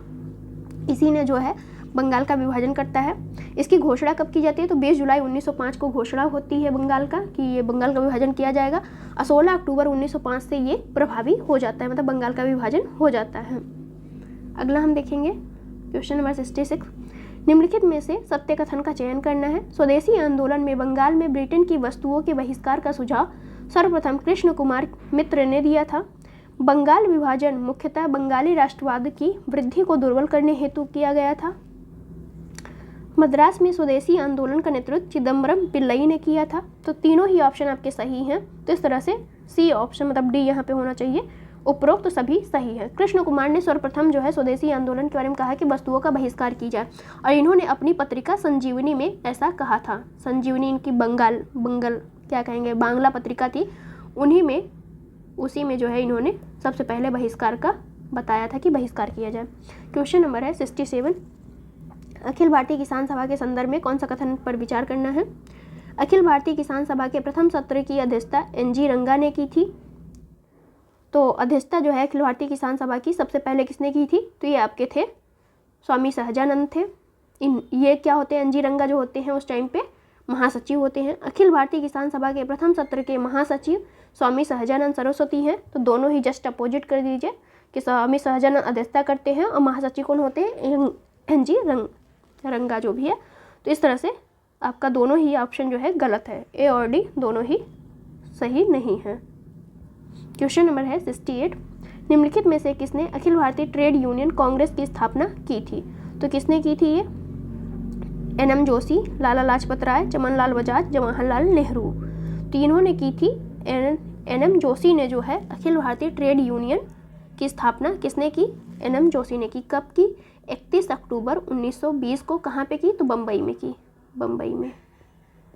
लाला लाजपत राय इसके अध्यक्ष होते हैं, चमनलाल जो होते हैं महामंत्री होते हैं, और जवाहरलाल नेहरू कब अध्यक्ष बनते हैं? तो 1929 में जो है इसके अध्यक्ष बनते हैं। किसके? अखिल भारतीय ट्रेड यूनियन कांग्रेस के। नागपुर अधिवेशन होता है, वहीं पे अध्यक्षता करते हैं जवाहरलाल नेहरू 1929 में। क्रांतिकारी साम्यवादी दल revolutionary communist party of India की स्थापना किसने की थी? सोमेंद्रनाथ टैगोर, रविन्द्रनाथ टैगोर, देवेंद्रनाथ टैगोर, महेंद्रनाथ टैगोर। तो इसका आंसर है आपका सोमेंद्रनाथ टैगोर। सोमेंद्रनाथ टैगोर ने 1934 में क्रांतिकारी दल की स्थापना करते हैं, जिसे हम क्या कर रहे हैं? सीपीआई कह रहे हैं। और ये तो क्वेश्चन नंबर 69 हो गया। अब हम देखेंगे 70। निम्नलिखित में से कौन सा कथन जो है असत्य है उसके बारे में देखते हैं। महालवाड़ी व्यवस्था में भू राजस्व किसानों से प्रत्यक्ष रूप से लिया जाना निर्धारित किया गया। इस व्यवस्था में पहली बार मानचित्रों तथा पंजियों का प्रयोग किया गया। तो पहला स्टेटमेंट आपका गलत है, बाकी आपका दूसरा सही है। क्योंकि क्या हुआ कि जो महालवाड़ी व्यवस्था थी, तो यहाँ पे महालवाड़ी व्यवस्था के तहत क्या होता है कि जो आपका गांव का मुखिया होता है उसी से जो है क्या लिया जाता है, तो सरकार जो है उसी से एग्रीमेंट करती है और उसी से जो है सारे गांव का आपका भू राजस्व ले लेती है, ना कि एक एक पर्सन से लेगी कि एक किसान से फिर डायरेक्ट दूसरे किसान से तीसरे किसान से। सारे किसान जाके आपके मुखिया के पास जमा कराएंगे अपना राजस्व, और फिर जाके मुखिया क्या करेगा? वो सरकार को ट्रांसफ़र करेगा। तो इस तरह से आपका पहला इसीलिए गलत हो जाता है, सेकेंड आपका सही है। महालवाड़ी व्यवस्था जो है ब्रिटिश राज्य के कितने प्रतिशत भूभाग पर प्रचलित थी? तो ये आपका 30% भूभाग पर प्रचलित थी। कहाँ कहाँ प्रचलित थी? तो ये आपका यूपी हो जाएगा, मध्य प्रांत हो जाएगा, पंजाब प्रांत हो जाएगा। इन सभी जगह जो है आपका महालवाड़ी व्यवस्था प्रचलित थी। और इसके जन्मदाता कौन है? तो हॉल्ट मैकेंजी जो है महालवाड़ी व्यवस्था के जन्मदाता माने जाते हैं। तो अगला हम देखते हैं क्वेश्चन नंबर 71। एक तरफ विद्रोह है, दूसरी तरफ उसके नेता हैं, मिलान में दिया है, देखते हैं। कूका आंदोलन कब से कब हुआ? तो 1840 से लेके 1872 में जो है आपका कूका आंदोलन होता है। कहाँ पे होता है? तो पंजाब में होता है। और इसके जो है इससे कौन संबंधित है? तो ये हैं आपके भगत जवाहर मल जो है इससे संबंधित है कूका आंदोलन से। फ़कीर आंदोलन कब होता है? तो 1776 से लेकर 77 में आपका फ़कीर आंदोलन होता है। कहाँ पे होता है? तो बंगाल में होता है। और ये किससे संबंधित है? तो ये आपका मजमून शाह और चिराग अली से संबंधित है। मजमून शाह कहाँ है? ये हैं आपके मजमून शाह। फरेजी आंदोलन जो है आपका 1820 से लेकर 1858 तक होता है। 1820 से 1858 तक कहाँ पे होता है? तो ये भी बंगाल में होता है। और इससे कौन संबंधित है? तो ये आपके इससे संबंधित है दादू मीर। बहावी आंदोलन आपका 1830 से लेके 1860 में होता है। 1830 से 1860 में इनसे कौन संबंधित है? तो इससे है आपके सैयद अहमद। तो इस तरह से बी ऑप्शन हमारा सही है। मेनली फोकस रखिएगा मेरे बोलने पे, क्योंकि लिखना बहुत अच्छी राइटिंग नहीं है। तो अगला हम देखेंगे, बी ऑप्शन ये आपका सही है। क्वेश्चन नंबर है 72। केंद्रीय विधानसभा में बम फेंके जाने के संबंध में किसने कहा था कि यह बम देशवासियों का ध्यान आकर्षित करने के लिए एक बहुत बड़ा धमाका था? सचिन नासानियाल, जवाहरलाल नेहरू, सुभाष चंद्र बोस, महात्मा गांधी।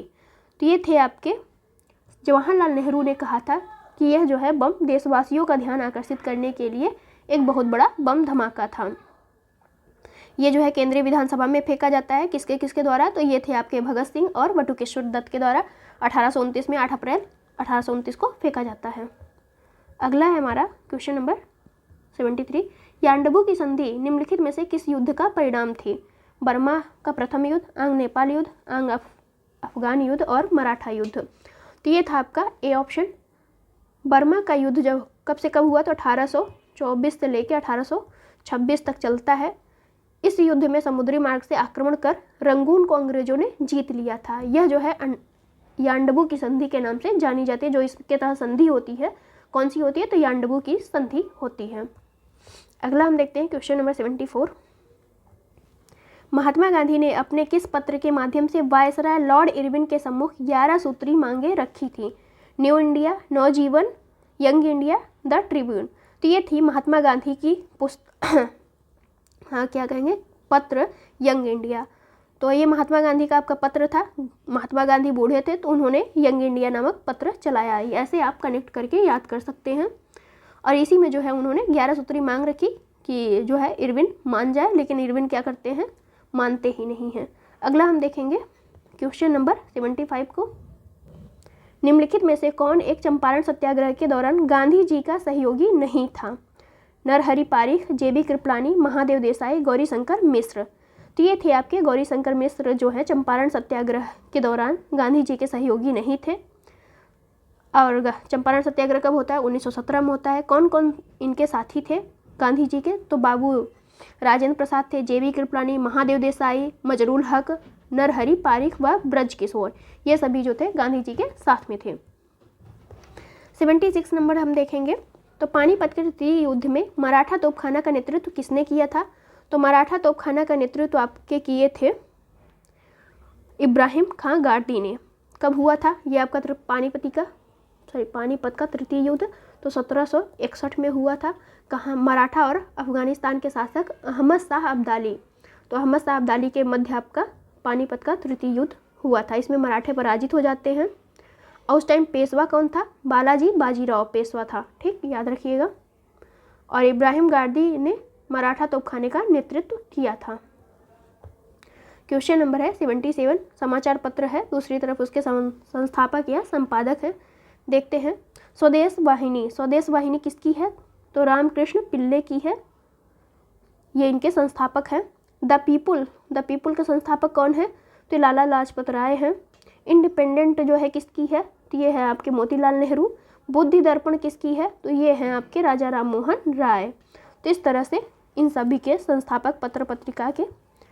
इस तरफ हमारा आंसर हो जाएगा सी।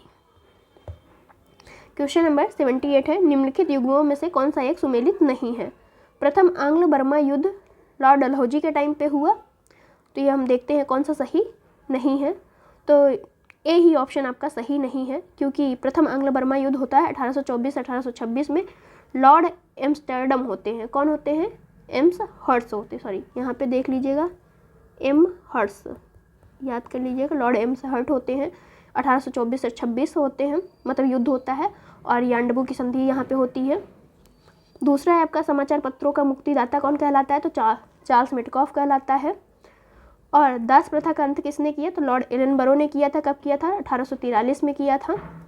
अधिनियम 5, ये भी पूछा जाता है कि एक्ट कौन सा था, तो मतलब अधिनियम 5 के तहत जो है दास प्रथा का अंत किया जाता है। वर्नाकुलर प्रेस एक्ट कौन लेके आता है? तो लॉर्ड लीटन जो है लेके आता है। तो इस तरह से ए ऑप्शन आपका सही नहीं है, बाकी सभी जो है सुमेलित हैं। क्वेश्चन नंबर हम 79 देखते हैं। कौन सा कथन असत्य है, ये हमें देखना है। तो बंगाल विभाजन के समय बंगाल का लेफ्टिनेंट गवर्नर एंड्रयूज फेजर था। 16 अक्टूबर 1905 को बंगाल विभाजन प्रभावी हुआ। स्वदेशी आंदोलन में महिलाओं ने सक्रिय रूप से भाग लिया।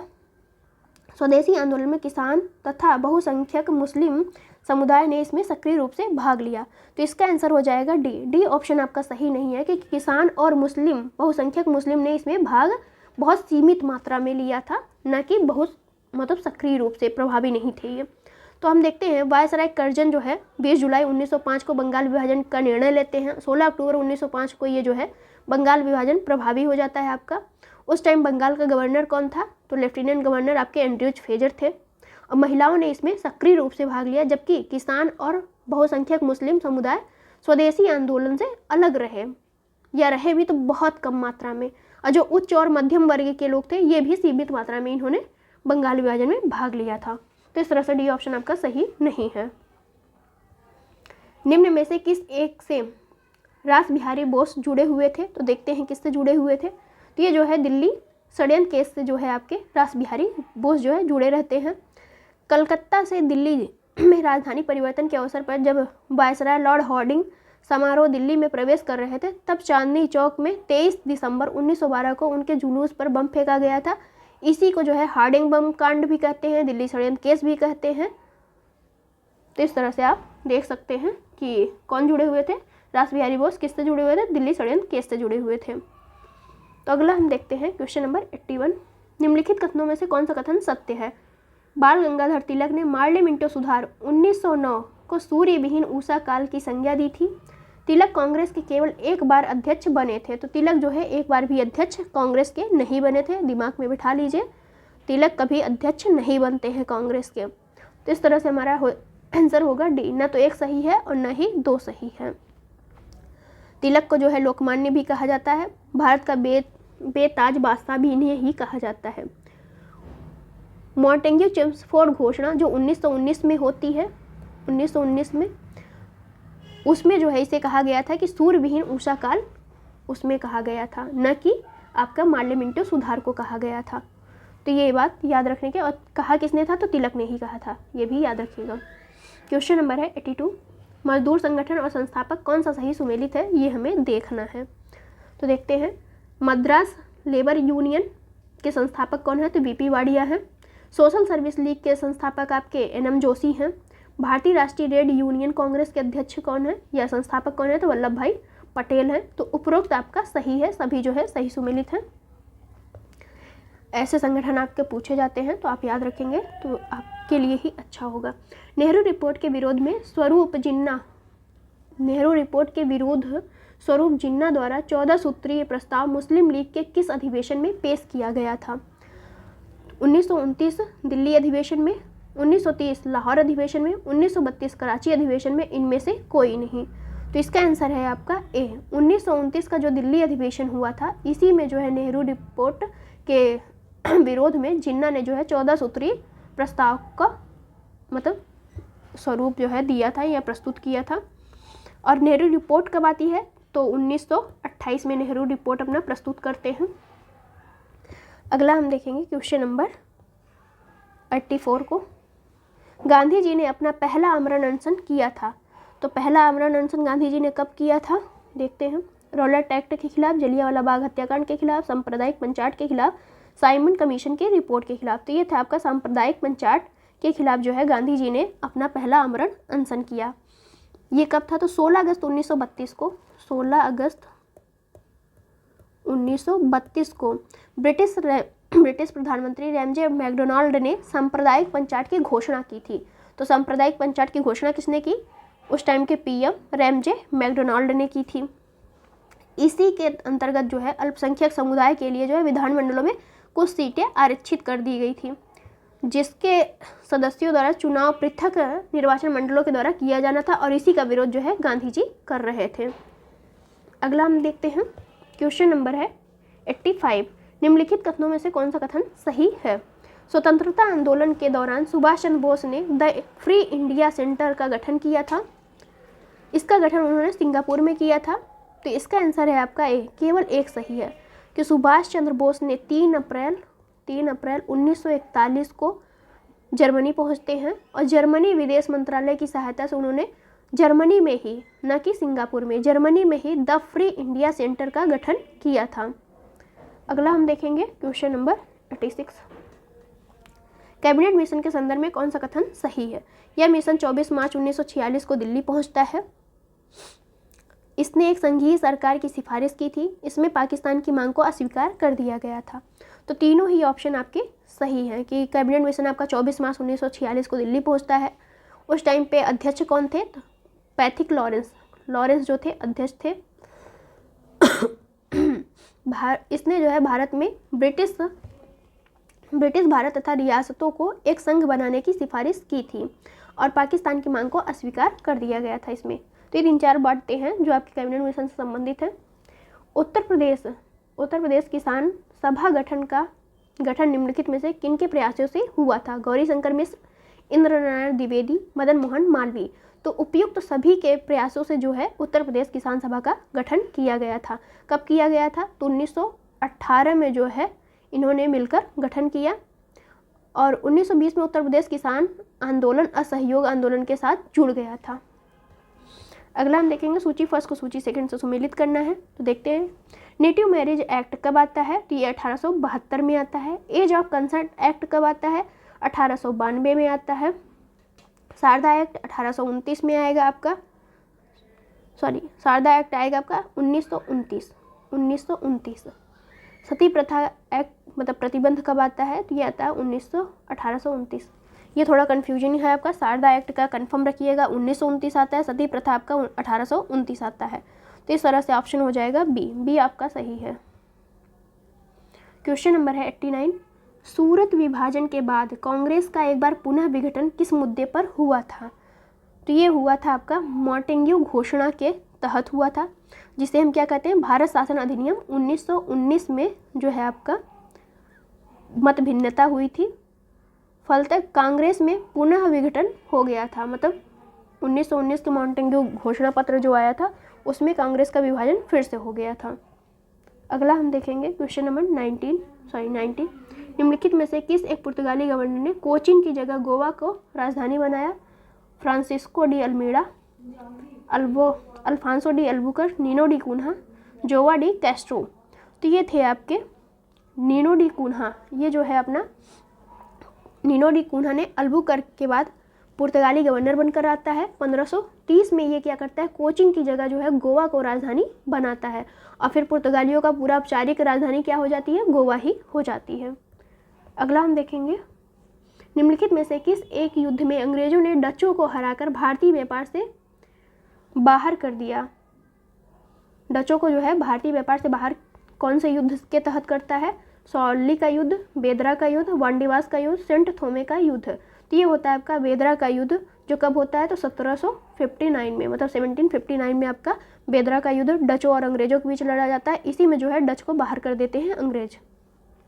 सॉल्ली का युद्ध कब होता है? तो ये आपका 1611 में होता है। वांडीवास का युद्ध 1760 में होता है। सेंट थोमे का युद्ध जो है 1748 में होता है। याद रखिएगा ये सभी युद्ध। अगला है हमारा होम रूल लीग आंदोलन के संबंध में कौन सा कथन जो है असत्य है? भारत में एनी बेसेंट ने होम रूल लीग की स्थापना तिलक के बाद की। तो ठीक है, तिलक करते हैं अप्रैल में और एनी बेसेंट करती हैं सितंबर में। यह आंदोलन भारत में प्रथम विश्व युद्ध के समय काफ़ी लोकप्रिय था, ये भी सही है। एच.एस. अलकाट इस लीग के मद्रास शाखा के अध्यक्ष थे। तो ये आपका सही नहीं है कि अलकाट जो है किससे संबंधित है? तो थियोसॉफिकल सोसाइटी से संबंधित है आपका एच.एस. अलकाट।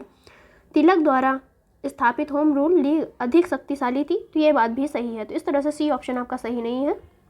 क्वेश्चन नंबर है 93, विषय और शासन या परिषद अधिनियम दिए हुए हैं और एक तरफ जो है कौन सा गलत है यही हमें बताना है। तो देखते हैं कौन सा गलत है।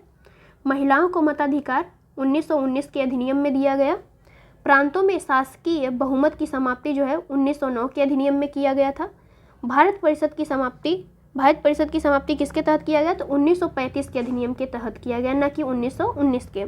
संघीय न्यायालय की स्थापना कब की गई? तो भारत शासन अधिनियम 1935 के तहत। तो इस तरह से सी ऑप्शन आपका गलत है। क्वेश्चन नंबर है आपका 94, एक तरफ पुस्तक है, दूसरी तरफ उसके लेखक हैं। द ब्रोकन विंग के लेखक कौन है? तो ये है आपकी सरोजनी नायडू। इंडियन अर्नेस्ट किसकी है? तो ये आपके वेलेंटाइन सिरोल की है। अनहैप्पी इंडिया जो है किसकी है? लाला लाजपत राय की है। स्प्रिंग टाइगर जो है ह्यूगो टोए की है। तो इस तरह से जो है सभी सही सुमेलित हैं। 1 2 3 आपके 1 2 3 4 सभी सही है। इंडियन अर्नेस्ट जो है किसकी है? वेलेंटाइन सिरोल ही जो कहते हैं महात्मा गांधी को अर्धनंगा फकीर कहते हैं। ये स्टेटमेंट पूछा जाता है कि अर्धनंगा फकीर किसने कहा है? तो सिरोल ने कहा है। किसे कहा है? तो गांधी को। निम्नलिखित में से किसने 1908 में मुस्लिम लीग की एक शाखा लंदन में स्थापित की थी? तो ये कौन थे जो स्थापित किए थे? देखते हैं। लियाकत अली खां, मोहम्मद अली जिन्ना, सैयद अमीर अली, वकार उल मुल्क। तो ये थे आपके सैयद अमीर अली। जो मुस्लिम लीग की स्थापना कब होती है? तो 1906 में होती है। 1906 में कहाँ पे होती है? तो ये ढाका में होती है। ढाका में नवाब सलीमुल्ला खान ने की थी। इसका मुख्यालय कहाँ था? तो मुख्यालय जो था आपका मुस्लिम लीग का लखनऊ में था, लखनऊ में। और 1908 में सैयद अमीर अली जो है लंदन में इसकी एक शाखा स्थापित करते हैं। तो कुछ इंपॉर्टेंट बातें थी मुस्लिम लीग के बारे में। मार्ले मिंटो सुधार के संबंध में कौन सा कथन सही नहीं है? मार्ले मिंटो सुधार 1909 में पारित हुआ था। इसे भारतीय परिषद अधिनियम 1909 भी कहा जाता है। इसके तहत विधानसभा में मुसलमानों के लिए पृथक निर्वाचन क्षेत्रों और स्थानों का आरक्षण किया गया। मार्ले मिंटो सुधार पारित होने के समय जॉन मार्ले भारत के वायसराय तथा लॉर्ड मिंटो भारत के सचिव के पद पर नियुक्त थे। तो इसका आंसर हो जाएगा आपका डी आपका सही नहीं है, बाकी सभी सही है। मार्ले मिंटो सुधार पारित होने के समय लॉर्ड मिंटो जो है भारत के वायसराय होते हैं। मिंटो क्या होते हैं? वायसराय होते हैं, वायसराय। और मार्ले क्या होते हैं? भारत सचिव के होते हैं। तो इस तरह से दोनों ही आप पलट दीजिए तो सही हो जाएगा आपका आंसर। अगला हम देखेंगे क्वेश्चन नंबर 97। निम्नलिखित कूट का प्रयोग करते हुए क्रांतिकारी गतिविधियों में लिप्त संगठनों का चयन करना है कि कौन सी जो है संस्था वो क्रांतिकारी घटनाओं में लिप्त थी। तो देखते हैं। अनुशीलन समिति, ये आपकी क्रांतिकारी संगठन था। अभिनव भारत भी क्रांतिकारी संगठन था। इंडियन पेट्रोटिक एसोसिएशन, ये आपका जो है क्रांतिकारी संगठन नहीं था। हिंदुस्तान सोशलिस्ट रिपब्लिकन एसोसिएशन, ये भी आपका क्रांतिकारी संगठन था। तो इस तरह से 1 2 4 जो है ये सभी क्रांतिकारी संगठन थे। अगला हम देखते हैं क्वेश्चन नंबर 98। कौन सा कथन असत्य है इसके बारे में देखेंगे। निष्क्रिय विरोध का सिद्धांत अरविंद घोष ने अपनी पुस्तक वंदे मातरम में प्रतिपादित किया था। बंगाल में चटगांव क्रांतिकारी आंदोलन चलाने का श्रेय मास्टर सूर्यसेन को है। शांति घोष ने दीक्षांत समारोह में अपनी उपाधि ग्रहण करते हुए अंग्रेज गवर्नर कुलाधिपति पर गोली चलाई थी। गोपीनाथ साहा ने कोलकाता के क्रूर पुलिस कमिश्नर चार्ल्स टेगार्ट की हत्या करने का प्रयास किया था। तो इसका आंसर है आपका सी आपका सही नहीं है, बाकी सभी जो है सही है।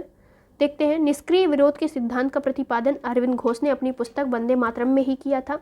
उनका मानना था कि अंग्रेजों को भारत जो है और विलंब छोड़ देना चाहिए, मतलब और जल्दी से छोड़ देना चाहिए। जब तक अंग्रेज ऐसा नहीं करते तब तक उनके विरुद्ध जो है विरोध प्रदर्शन करते रहेंगे हम। बंगाल में चटगांव क्रांतिकारी आंदोलन चलाने का श्रेय जो है आपके सूर्यसेन को जाता है। 1932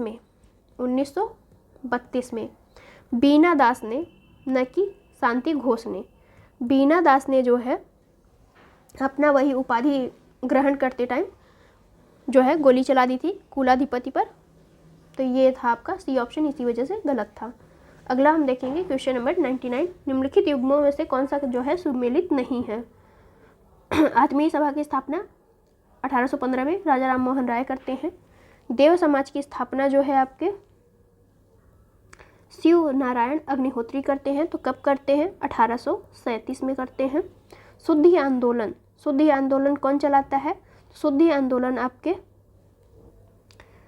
दयानंद सरस्वती चलाते हैं, न कि रामकृष्ण परमहंस। तो इस तरह से आपका सी ऑप्शन गलत हो जाएगा।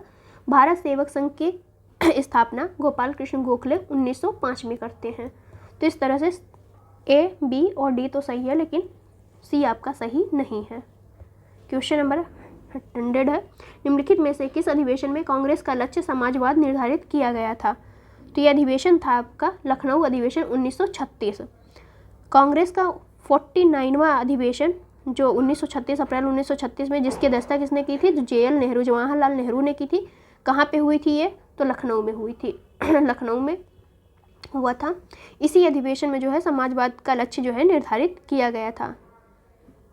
अगला हम देखेंगे 101 नंबर, तृतीय आंग्ल मैसूर युद्ध में विजयोपरांत निम्नलिखित में से किस एक गवर्नर जनरल ने कहा था कि हमने बिना अपने मित्रों को शक्तिशाली बनाए अपने शत्रु को पंगु कर दिया है? तो ये जो है कॉर्नवालिस कहता है। ए ऑप्शन आपका सही हो जाएगा। तृतीय आंग्ल मैसूर युद्ध जो है इसी में कॉर्नवालिस ने ये स्टेटमेंट यूज किया था। अगला है हमारा, असहयोग आंदोलन प्रस्ताव पारित होने के पश्चात निम्नलिखित में से किसने कांग्रेस की सदस्यता से त्यागपत्र दे दिया था? तो एनी बेसेंट, मोहम्मद अली जिन्ना, बिपिन चंद्र पाल, इन सभी ने जो है कांग्रेस की सदस्यता से क्या दे दिया? त्यागपत्र दे दिया था। कब दिया था? तो 4 सितंबर 1920 को कांग्रेस के विशेष कलकत्ता अधिवेशन में असहयोग आंदोलन का प्रस्ताव पारित किया गया। इसी से असंतुष्ट होकर इन लोगों ने जो है कांग्रेस की सदस्यता से त्यागपत्र दे दिया।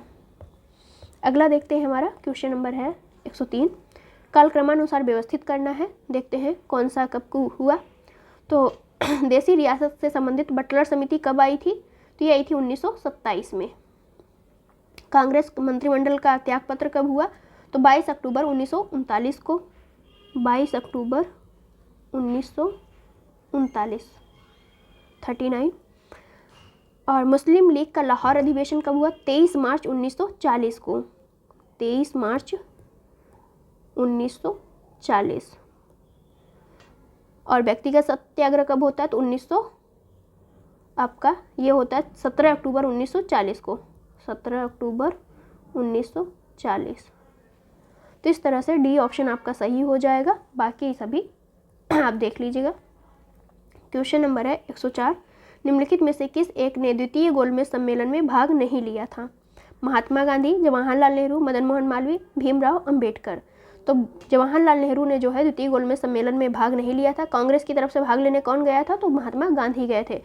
और जनजातियों का प्रतिनिधित्व कौन कर रहा था या दलितों का? तो भीमराव अंबेडकर कर रहे थे, जो तीनों ही अधिवेशन में ये भाग लेते हैं। गोलमेज सम्मेलन जो तीनों होता है तीनों में भाग लेते हैं।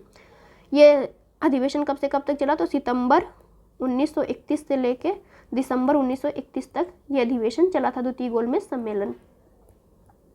इसमें जो है सरोजिनी नायडू भी उपस्थित थी, एनी बेसेंट भी थी, मदन मोहन मालवीय भी थे। तो ये 2-3 नाम और याद कर लीजिएगा इसी में। क्वेश्चन नंबर है 105, इलाहाबाद की प्रथम संधि के संदर्भ में कौन सा कथन सही है? यह संधि शाह आलम द्वितीय तथा क्लाइव के मध्य होती है। तो ये बात सही है। इसके तहत शाह आलम द्वितीय ने बंगाल, बिहार, उड़ीसा की दीवानी कंपनी को दे दिया। तो दोनों ही स्टेटमेंट आपके सही हैं। और ये संधि होती कब है? तो 12 अगस्त 1765 को जो है ये संधि होती है, इलाहाबाद की प्रथम संधि मुगल बादशाह शाह आलम द्वितीय और क्लाइव के बीच। अगला है हमारा 106, सिंगेरी मंदिर शारदा देवी की मूर्ति का निर्माण हेतु दान देने वाला मुस्लिम शासक कौन था? तो ये दान देने वाला मुस्लिम शासक आपका टीपू सुल्तान था। 1791 में जब मराठा आक्रमण से श्रृंगेरी मंदिर का भाग टूट जाता है, तो श्रृंगेरी मंदिर के मुख्य पुरोहित ने प्रार्थना की और टीपू सुल्तान ने जो है मंदिर का पुनर्निर्माण या दान दिया उसकी मरम्मत के लिए। तो अगला हम देखते हैं क्वेश्चन नंबर 107, निम्नलिखित घटनाओं का साल सही जो है कालक्रम में व्यवस्थित करना है। बंग भंग आंदोलन कब चलता है? तो 1905 में चलता है। रौलट अधिनियम कब आता है? तो मार्च 1909 में। 1919 में। द्वैध शासन का प्रवर्तन कब होता है? तो दिसंबर 1919 में। दिसंबर 1919 में और आपका लखनऊ पैक्ट तो 1916 में, 1916 में आपका लखनऊ पैक्ट होता है। तो इस तरह से बी ऑप्शन आपका सही हो जाएगा। अगला हम देखेंगे 108।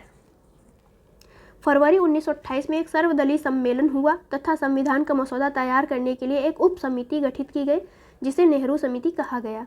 निम्नलिखित में से कौन इस समिति के सदस्य नहीं थे? देखना है कौन कौन जो थे इस समिति के सदस्य नहीं थे। सुभाष चंद्र बोस, तेज बहादुर सप्रू, CR दास, लाला लाजपत राय, अली इमाम। तो इसमें जो है 3 और 4 ये CR दास और लाला लाजपत राय जो है इसके सदस्य नहीं होते हैं नेहरू समिति के। बाकी सभी सदस्य होते हैं। तेज बहादुर सप्रू, सुभाष चंद्र बोस, अली इमाम जो है नेहरू समिति के सदस्य होते हैं। अगला हम देखते हैं, क्वेश्चन नंबर है 109। जतिन नाथ मुखर्जी निम्नलिखित में से किस क्रांतिकारी समितियों के सदस्य रहे हैं?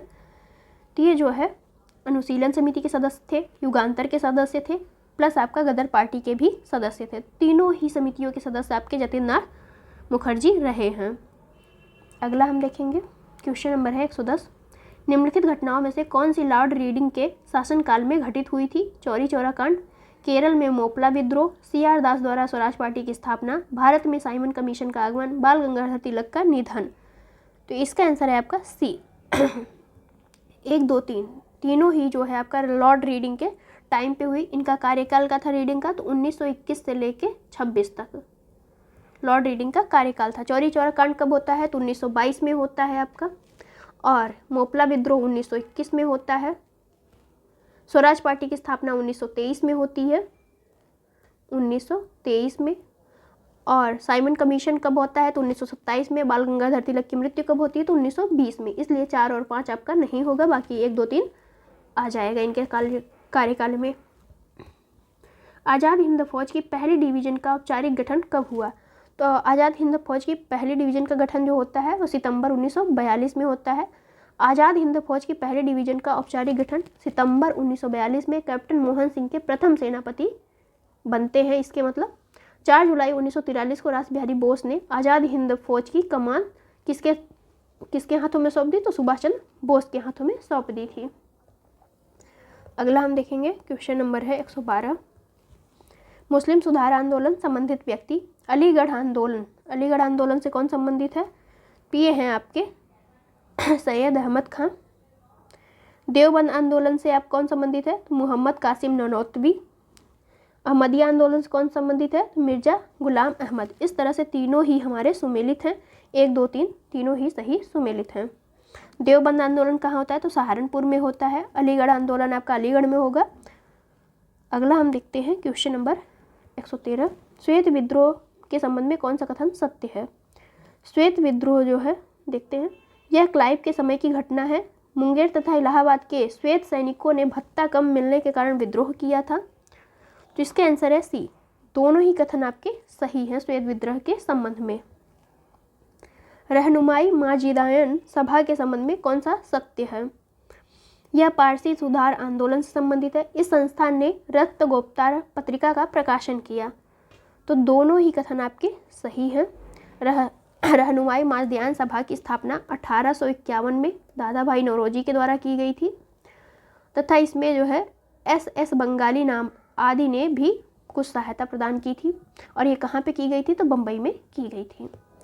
अगला हम देखते हैं, निम्नलिखित युग्मों में से कौन सा सही सुमेलित है? कौन सा सही सुमेलित है देखेंगे।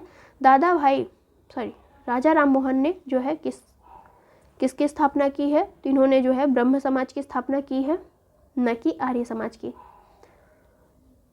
ब्रह्म समाज। दादा भाई नौरोजी, इन्होंने जो है बम्बई एसोसिएशन की स्थापना की है। लाला लाजपत राय ने जो है लाहौर का राष्ट्रीय विद्यालय की स्थापना की। जमनालाल बजाज ने जो है वर्धा का सत्याग्रह आश्रम जो है किससे संबंधित है? तो ये है आपका जमनालाल बजाज से संबंधित है। और यहाँ पे तो मिलान है ही नहीं क्योंकि आर्य समाज दिया हुआ है, जबकि यहाँ पे होना चाहिए था ब्रह्म समाज। तो आप यहाँ पे करेक्शन कर लीजिएगा। बाकी सभी तो सही सुमेलित हैं, मिला लीजिएगा। इसको हम अच्छे से बता देते हैं। राजा राम मोहन राय ब्रह्म समाज, दादा भाई नौरोजी बम्बई एसोसिएशन, लाला लाजपत राय लाहौर का राष्ट्रीय विद्यालय, जमनालाल बजाज वर्धा का सत्याग्रह आश्रम। अगला हम देखेंगे क्वेश्चन नंबर 116। मुस्लिम लीग ने किस तिथि को सीधी कार्यवाही दिवस मनाई थी? तो ये था आपका 16 अगस्त 1946 को।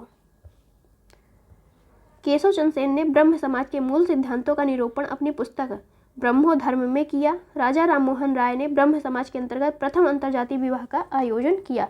तो कौन सा कथन असत्य है? असत्य सत्य जरूर देखिएगा, बाकी कुछ देखें या ना देखें। तो इसका आंसर हो जाएगा ए, केवल पहला आपका असत्य है, दूसरा आपका सही है। तो देवेंद्रनाथ टैगोर ने ब्रह्म समाज के मूल सिद्धांतों का निरूपण किस पुस्तक में किया था? तो ब्रह्मोधर्म में, न कि केशवचंद्र सेन। केशवचंद्र सेन की जगह कौन होना चाहिए था? तो ये आपके देवेंद्रनाथ टैगोर होने चाहिए। Question number 118। निम्नलिखित में से किस ब्रिटिश रेजिडेंट ने कहा कि अवध का प्रशासन बहुत दूषित है तथा जनता की अवस्था शोचनीय है? तो ये रिपोर्ट जो है आउटरम ने दी थी, जेम्स आउटरम ने। कब दी थी? तो ये जो है, तो इसी रिपोर्ट के तहत 1856 में जो है अवध का जो है विलय कर दिया जाता है, मतलब अधिग्रहण कर लिया जाता है इन्हीं की रिपोर्ट के तहत। तो निम्नलिखित कथनों पर विचार करें और उन्हें कालक्रमानुसार व्यवस्थित करना है। तो देखते हैं, भारत छोड़ो आंदोलन प्रस्ताव कब पारित हुआ है? तो भारत छोड़ो आंदोलन प्रस्ताव आपका पारित हुआ है जुलाई 1942 में। 1942 में, जुलाई 1942 कर सकते हैं। और क्रिप्स मिशन भारत कब पहुंचा? तो क्रिप्स मिशन जो है भारत आपका मार्च 1942 में पहुंचता है। तो यहाँ जुलाई लिख लेना जरूरी है। मार्च 1946 में, सॉरी 46 नहीं 42।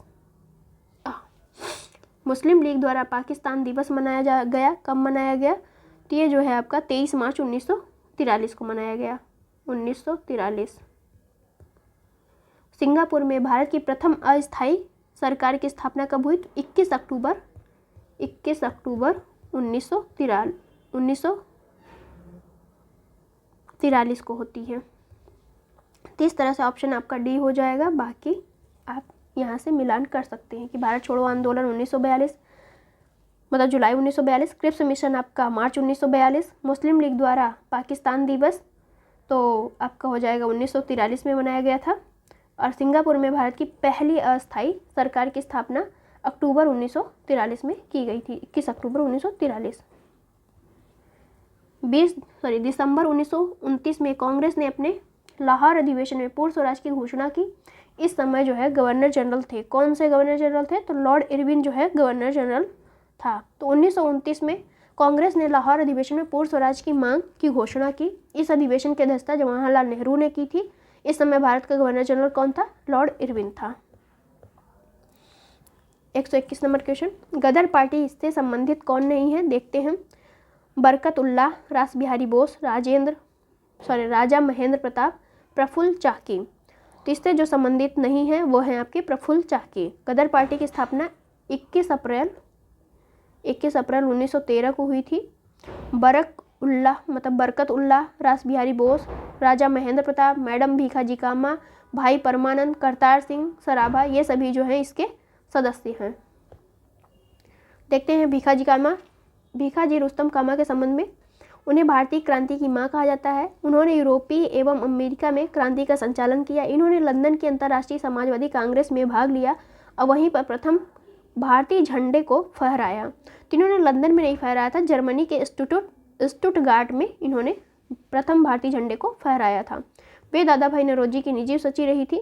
तो ये भी सही है कि ये जो थी निजी सचिव भी रही थी। तो इस तरह से हमारा आंसर हो जाएगा सी। केवल तीसरा जो है आपका सही नहीं है, बाकी जो है सभी सही है कथन। अगला हम देखेंगे क्वेश्चन नंबर 123। कृषि एवं पुरातत्व विभाग की स्थापना लॉर्ड कर्जन के शासनकाल में हुई थी। चार्ल्स मेटकॉफ को समाचार का मुक्तिदाता कहा जाता है। रॉडर्ट एक्ट को मुंह बंद करने वाला अधिनियम कहा जाता है। नेटिव मैरिज एक्ट 1872 का अंतर्जातीय विवाह को मान्यता प्रदान की गई। तो इसका आंसर हो जाएगा सी। केवल तीसरा आपका असत्य है, बाकी सभी जो हैं सही हैं।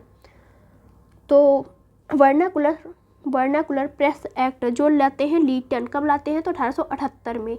इसे जो है मुंह बंद करने वाला अधिनियम कहा जाता है। रॉडर्ट एक्ट से संबंधित ये कथन नहीं है। अगला हम देखते हैं 124 नंबर को। कांग्रेस के नागपुर अधिवेशन 1920 के संबंध में कौन सा कथन असत्य है? इसमें असहयोग आंदोलन का प्रस्ताव पारित किया गया। इसकी अध्यक्षता चित्तरंजन दास ने की थी। तो इसका आंसर है आपका बी। दूसरा जो है आपका गलत है, पहला सही है। 1920 के कांग्रेस के नागपुर अधिवेशन की अध्यक्षता सी विजय राघवाचारी ने किया था, राघवाचार्य ने किया था। गांधी जी के असहयोग आंदोलन का प्रस्ताव पारित किया गया इसी में। और कांग्रेस का जो सदस्यता शुल्क था इसमें कितना रख दिया गया, तो 4 आना रखा गया था सदस्यता शुल्क। जो मतलब कांग्रेस की सदस्यता लेता है उसे कितना देना पड़ेगा, तो 4 आना देना पड़ेगा। 125 नंबर क्वेश्चन, निम्नलिखित कथनों पर विचार करना है। डेरेजियो को आधुनिक भारत का प्रथम राष्ट्रकवि भी कहा जाता है। यंग बंगाल आंदोलन की शुरुआत विवियन डेरेजियो द्वारा की गई थी। सत्य कथन का चयन करना है, तो दोनों ही आपके कथन सत्य हैं। 1826 में, कब, 1826 में यंग बंगाल आंदोलन की शुरुआत जो है हेनरी विवियन डेरेजियो द्वारा ही की गई थी। फरवरी 2023 में यूरोपीय यूनियन संसद ने कार्बन उत्सर्जन पेट्रोल एवं डीजल की नई बिक्री पर प्रतिबंध लगाने को मंजूरी प्रदान की। यह प्रतिबंध प्रभावी होगा, तो कब से प्रभावी होगा यह प्रतिबंध, यह होगा आपका 2035 तक प्रभावी होगा। फरवरी 2023 में यूरोपीय यूनियन संसद ने कार्बन उत्सर्जक पेट्रोल एवं डीजल की नई बिक्री कर पर प्रतिबंध को मंजूरी प्रदान की। यह प्रतिबंध आपका 2035 से प्रभावी होगा। फरवरी 2023 में उत्तर प्रदेश वैश्विक निवेश शिखर सम्मेलन 2023 का आयोजन लखनऊ में हुआ। इस शिखर सम्मेलन में प्रदेश के कुल कितने करोड़ रुपए का निवेश प्रस्ताव मिला है, तो ये जो है आपका मिला है 33.50 लाख करोड़ का प्रस्ताव मिला है। अगला हम देखेंगे, फरवरी 2023 में भारत की पहली electric AC double decker bus किस शहर में चलाने की घोषणा की गई है, तो ये है आपका मुंबई। मुंबई में जो है पहली electric AC double decker bus चलाने की घोषणा की गई है। फीफा क्लब विश्व कप 2022 का आयोजन फरवरी 2023 में किस देश में किया गया है, तो ये जो है आपका मोरक्को में जो है किया गया है। फरवरी 2023 में जारी global quality infrastructure index Bharat को कौन सा स्थान प्राप्त हुआ है इसमें, तो इसमें जो है भारत को 10वां स्थान प्राप्त हुआ है। अगला है हमारा क्वेश्चन नंबर 131, फरवरी 2023 में हवाई अड्डे परिसर में भारत के पहले मल्टीप्लेक्स का उद्घाटन कहाँ पर किया गया है, तो ये भारत के पहले मल्टीप्लेक्स का उद्घाटन जो है चेन्नई में किया गया है। अगला देखते हैं, केंद्रीय बजट 2023-24 में भारत सरकार द्वारा निम्नलिखित में से किस वर्ष तक सिकल सेल एनीमिया उन्मूलन मिशन का लक्ष्य निर्धारित किया गया है, तो 2047 तक जो है सिकल सेल एनीमिया को पूरी तरीके से खत्म कर दिया जाएगा। यह एक अनुवांशिक रोग है, ये इंपॉर्टेंट है कि ये कैसा रोग है, अनुवांशिक रोग है। अगला हम देखते हैं, केंद्रीय पर्यावरण वन एवं जलवायु परिवर्तन मंत्रालय द्वारा आर्द्र भूमि बचाओ अभियान का शुभारंभ किस तिथि को किया गया था, तो ये जो था आपका 4 फरवरी 2023 को किया गया था, जबकि आपका आर्द्र भूमि दिवस कब मनाया जाता है, 2 फरवरी को मनाया जाता है। अगला देखते हैं, फरवरी 2023 में सेमीकंडक्टर की स्थिर आपूर्ति को सुनिश्चित करने में सहयोग करने के लिए चिप 4 गठबंधन का एक सम्मेलन आयोजित किया गया। इस चिप 4 गठबंधन के सदस्य कौन कौन हैं, तो इसके सदस्य हैं आपके जापान है, दक्षिण कोरिया है, अमेरिका है और ताइवान है। टोटल ये 4 सदस्य आपके हैं, 1 2 4 5। क्वेश्चन नंबर है 135, फरवरी 2023 में प्रधानमंत्री नरेंद्र मोदी द्वारा भारत के सबसे लंबे एक्सप्रेसवे दिल्ली मुंबई एक्सप्रेसवे के प्रथम चरण का उद्घाटन किया गया। यह एक्सप्रेसवे कितने राज्यों से होकर गुजरेगा, तो यह जो है आपके 6 राज्यों से होकर गुजरेगा। ये कौन कौन से हैं 6 राज्य, तो दिल्ली, हरियाणा, राजस्थान, मध्य प्रदेश, गुजरात, महाराष्ट्र। अगला देखते हैं, क्वेश्चन नंबर है 136, भारत को एक ऊर्जा अंतरण शक्ति के रूप में प्रदर्शित करने के उद्देश्य से भारत ऊर्जा सप्ताह 2023 का उद्घाटन प्रधानमंत्री श्री नरेंद्र मोदी द्वारा कहाँ पर किया गया था, तो ये है आपके बेंगलुरु में किया गया था। अगला है, फरवरी 2023 में देश की पहली ग्रामीण विज्ञान कांग्रेस का आयोजन किस राज्य में किया गया है, तो ये है आपका उत्तराखंड राज्य में किया गया है पहले ग्रामीण विकास विज्ञान कांग्रेस का आयोजन। फरवरी 2023 में भारत के किस नियंत्रक एवं महालेखक परीक्षक को अंतर्राष्ट्रीय श्रम संगठन ILO का वैदेशिक लेखा परीक्षक नियुक्त किया गया है, तो ये हैं आपके गिरीश चंद्र मुर्मू को जो है ILO का महालेखा परीक्षक नियुक्त किया गया है।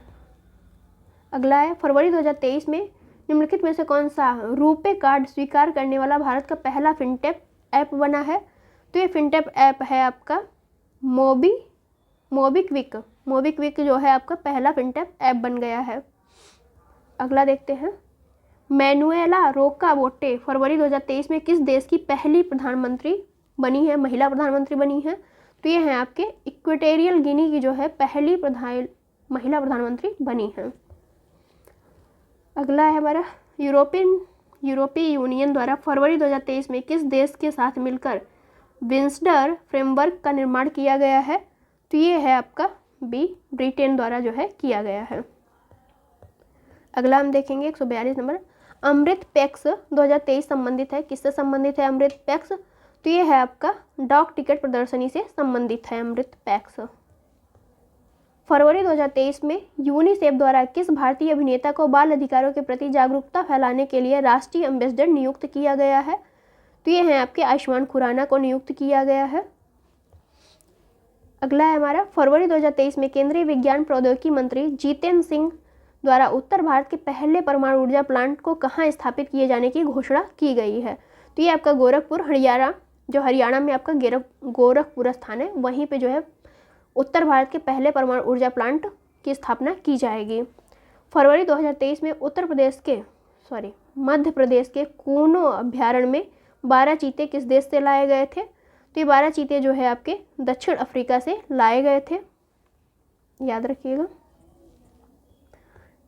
क्वेश्चन नंबर है आपका 46, भारतीय मूल के निम्न में से किस अमेरिकी व्यक्ति को फरवरी 2023 में यूट्यूब का नया CEO बनाया गया? तो नील मोहन को जो है यूट्यूब का नया CEO बनाया गया है। फरवरी 2023 में द प्लस कॉन्क्लेव 2023 का आयोजन कहाँ किया गया है? तो ये किया गया है आपका मुंबई में। केंद्रीय कृषि एवं किसान कल्याण मंत्रालय द्वारा कृषि दर्शन एक्सपो 2023 का आयोजन कहाँ किया गया है? तो ये है आपका हिसार में, हरियाणा में किया गया है।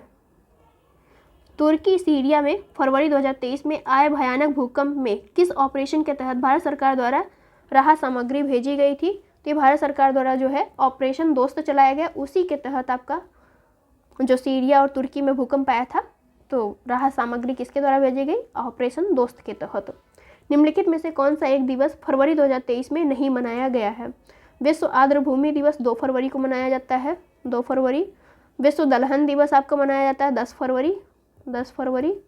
विश्व सामाजिक न्याय दिवस मनाया जाता है 20 फरवरी। और शून्य भेदभाव दिवस जो है 1 मार्च को मनाया जाता है। तो 1 मार्च को आपका शून्य भेदभाव दिवस मनाया जाता है। डी ऑप्शन आपका सही हो जाएगा कि यही सही नहीं है। तो इस तरह से हमारे 150 क्वेश्चन कंप्लीट हो गए फ्रेंड्स। आपको कैसी लगी वीडियो ज़रूर बताइएगा। Thank you for